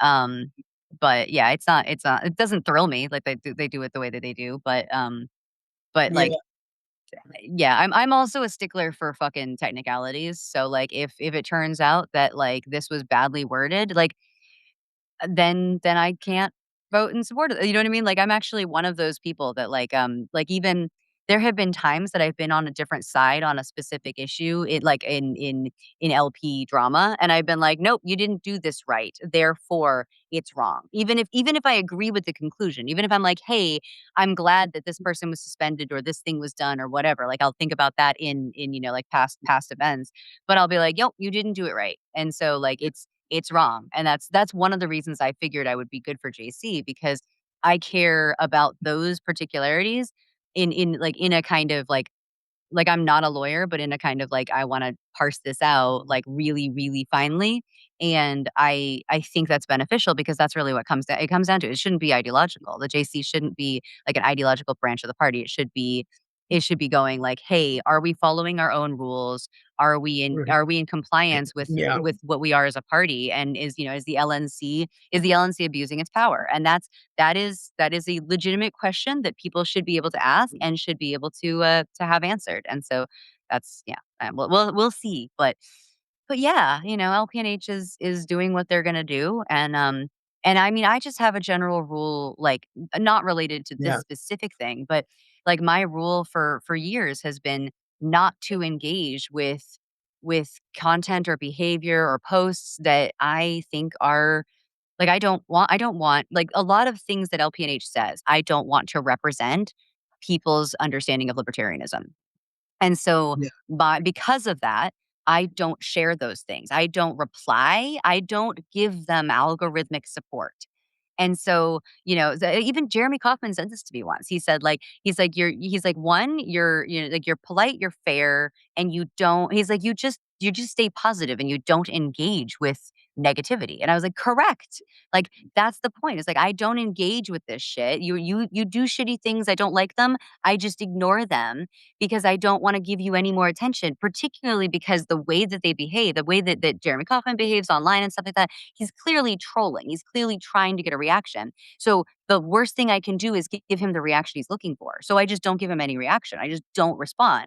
And like, there's this really great YouTube video called I Am Begging You to Stop Caring. And it's about the fact that now, like corporations and individuals and influencers and everything else, they're using outrage culture to cause everyone to just like, get more outraged and really just like get all riled up about things and then use it to sell tickets to movies or sell mhm, this or that narrative.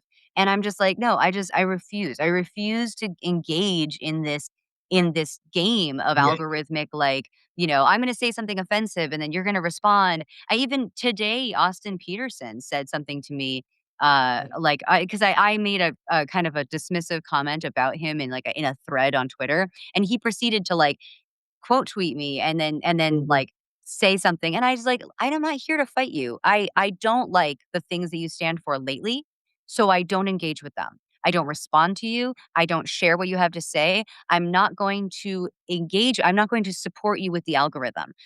Thank you. I hope you have a great life. I hope you and your family are good. I wish you the best. I look forward to someday you being worth my time and attention because my time and attention are valuable and they're not you're not providing anything that's value like that's of equal value to me. So I'm not going to give it. And and I was like, that's the same way I feel about the Yeah. like when Jeremy Kaufman posts things, is I just go like I'm not going to give you my valuable time and attention, and I'm not because especially because when I respond to things, I have a bunch of followers that then respond to things, and I'm like, "Stop it, stop it." Like, I've just started Yeah. when I see things, I reply like, when Ben Weir posted about the idea of a dress code at convention, Yeah. I just replied with, "That's bait. That's bait." Because all they wanna do is bait you into replying. Don't fucking take the bait. Like, Yeah, trolls want there's to control your emotions. Stop letting them control your emotions. I don't know if necessarily some of these people are serious. I mean, I'd like to see much more of a culture of punctuality, but I don't want a dress code. I mean, if I'm gonna sit in a room for 12 hours, sometimes I wanna wear stuff that's comfortable. Wanna But be comfortable, yeah. yeah, I think the disaffiliation is really about the Twitter account, and it's about Jeremy, unfortunately. It's and he seems to have these people who just defend him. That's I mean, I you know, mean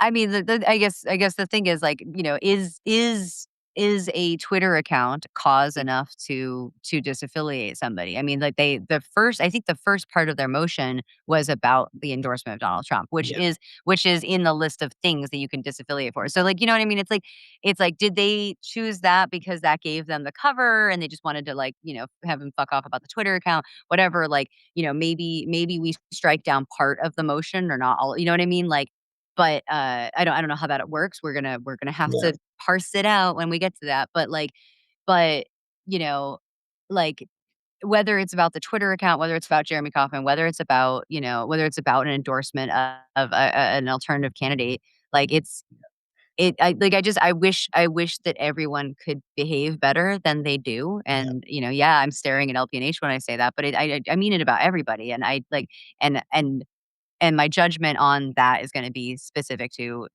yeah. the bylaws and the policies and whatever else. Well, But yeah, I don't know I don't know if bad publicity is necessarily good publicity. Sometimes it is, but, the some of the tweets, the McCain casket tweet and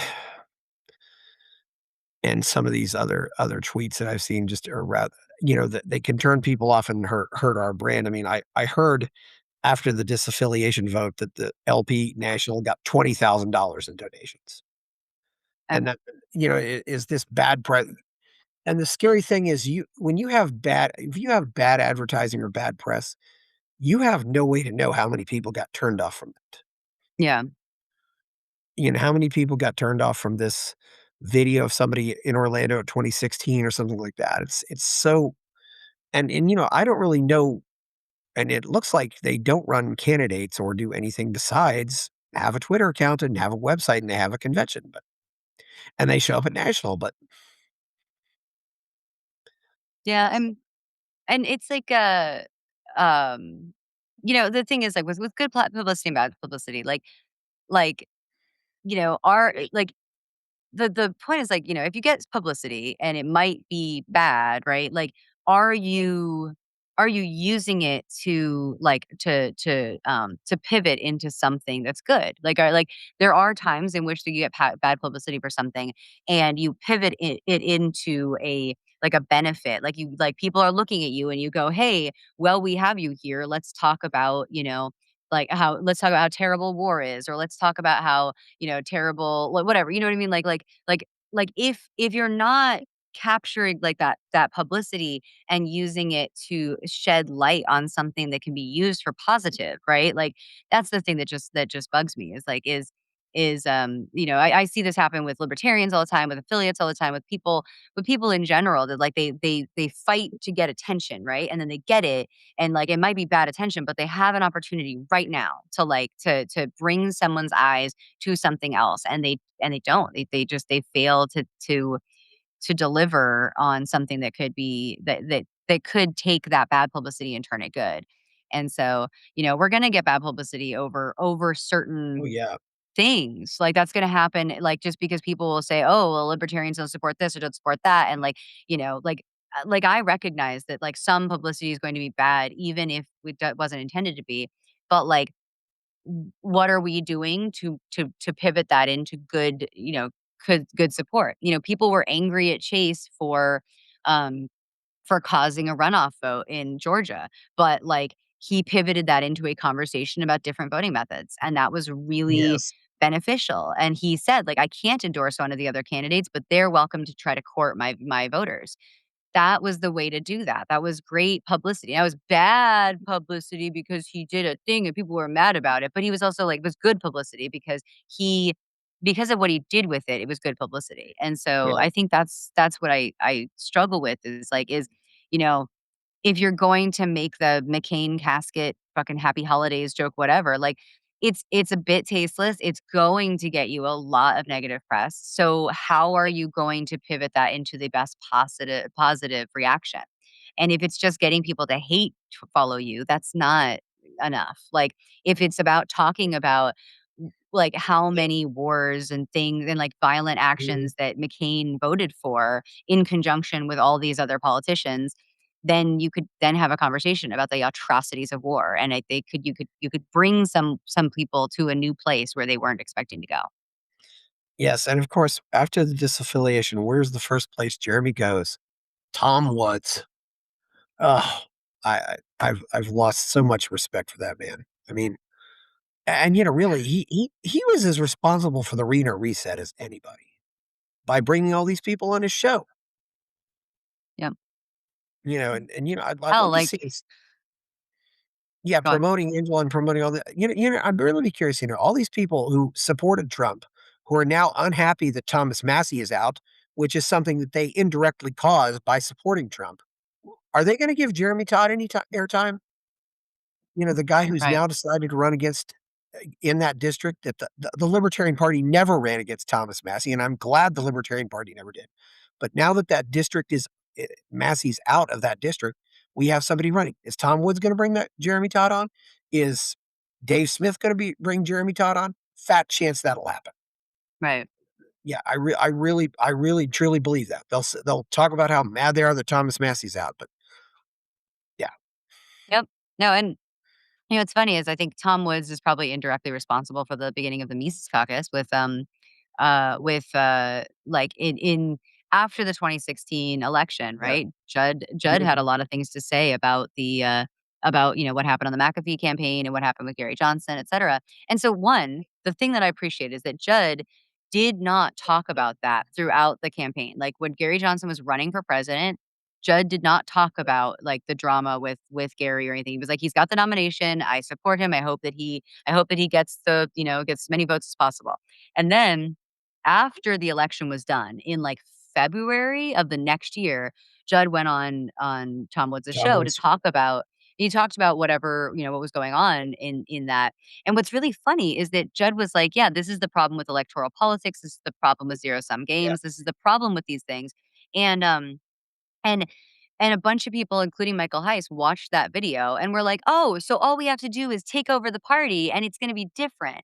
And it's like, 1, that's completely misunderstanding what Judd said, which is that the structure and it's not because of bylaws.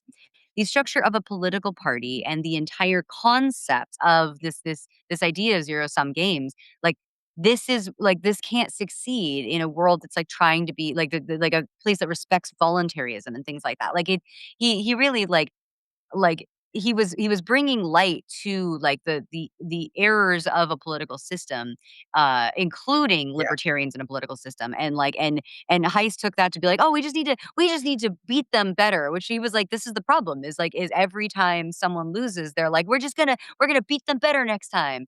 And, like even, Jed will say, like, like when you rise in the party, you are the piñata or you're the beater. Like those are your options. Yeah. Like you're the piñata or the beater. Neither of them is a good job. Like neither of them's like you're beating until like, oh, you get some candy or whatever, but you're just a shitty person beating other people. And then like, or you're the piñata and you're like fuck, fuck, fuck, fuck, fuck.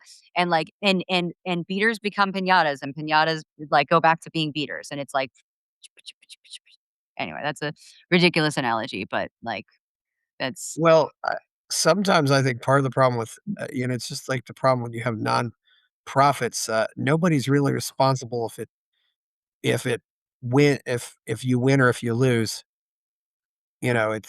so there's nobody to blame when it fails, and there's but nobody gets the credit when it succeeds because it's all collective, and yeah.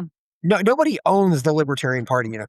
Speaking of Jeremy, I gotta share this funny tweet from Jeremy. This was like a month or so before he got kicked off the board of the Free State Project. He says, quote, "I may die before willingly participating in a committee.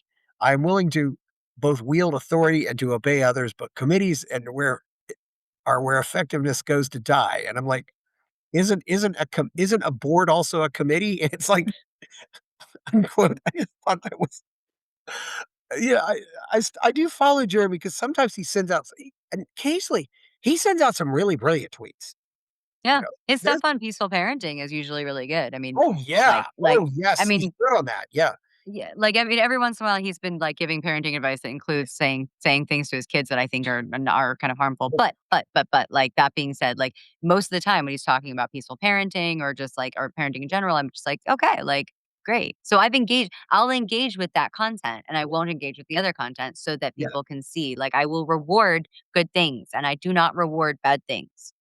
Yeah, and, yeah, just other things. Yeah, well, I think we've had a good show here. You know so many people. I'm really glad I got you on here, and I'll get this out when I can. So you were That's fairly objective, and, I try. Like, I mean, that's the thing, it's like, I really, like I'm doing a thing, and part of the reason that I'm not, in the LP, we get stuck with, like a lot of people are deeply invested in the Libertarian Party. People are deeply invested in being pundits. People are deeply invested in being, just like the political football, right? Like, it just you would go back and forth, right? Like, I I'm part of the Libertarian Party because Democrats certainly don't represent me, and Republicans certainly don't represent me. I have no other like, the Greens don't represent me. I have no other option. The Libertarian yeah, Party is like, even where I have disagreements with any aspect of the Libertarian Party or people running it or whatever, or like, I wish the platform was more pro-choice or whatever. At the end of the day, the Libertarian Party best reflects my views, and there is no other party that comes remotely close. And when you see what these people do when they're in power, you just like there's no justification for supporting Democrats or Republicans. And so for me, it's like this is my only place. I can't go to one of the other parties. I can't. It's not going to happen. So my political life is here, but yeah, my life is so much bigger than this. Like I am so busy with my company. I'm actually shocked. Like I did a podcast yesterday for an hour and now I'm here for 2 hours. And like my life is so busy that this is actually shocking that I'm spending this much time on this. And it's okay because like I care about this and I want to talk about this. But like I like my life is like I'm so busy with my company and we are doing so well. Like it's actually like mind blowing. Like the amount of money that that we brought in like last Friday was more money in more revenue in one day than the revenue we brought in 18 months ago in the entire month. Like it's a huge like we're scaling and growing and and I love it and it's so rewarding and it's so incredible to be doing something that one is in alignment with the idea that I want to create value for people. I want to show people something and say, "Isn't this amazing? Don't you want to do this?" I want to show you why it's great. And people go, "I love this. Let me give you money for your thing that you're showing me." That's great. And then it aligns with something that I care so deeply about, which is this idea of access to these compounds, to ending the drug war, to promoting people being able to be free in their minds and to do this. And so it aligns with every box, but it also is separate from my libertarianism. My Yes. libertarianism, the Libertarian Party is a political party, and whether it succeeds or fails has nothing to do with my purpose and my journey as a human being and the work that I'm doing to make the world more voluntary, to make the world more beautiful, to make the world more psychedelic, to make the world like to just like fill the world with things that I love. And so I'm just going to keep doing as much of those things as Yeah. much love as I can put into it and the things that I love. The more that I can put those into the world, the better. And like and I don't want those subject to a vote. I want those subject to the market because I believe that in a market they succeed. And Yeah. and and and that evidence has come to me this past year in all the work that I'm doing. Like the market my ideas are really, really, really popular in the market. People give me money for them. So let's do that. Well, Judd summed it up. Quote, "It's not obsessive compulsive disorder. It's obsessive compulsive advantage." Right. It's I'm just doing this show. I realize there's so many people out there doing so much good work that the people who are doing bad things just don't seem to matter as much. And there Yeah. are so many people doing good. And the only way to get people to do more good work is to praise the people who do good work. Yeah. But yeah, I think the people in the party have gotten so focused on who they want to get out that they're not Yeah. thinking about who they want to pull in. And it's but anyway, yeah, that's well, this has been another great show. Where is there anything else you want to say, and where else can we find you out? Where can we find you out there? Well, I mean, relevant to libertarianism. I mean, Avens O'Brien on Twitter or X, Avens O'Brien on Facebook, etc.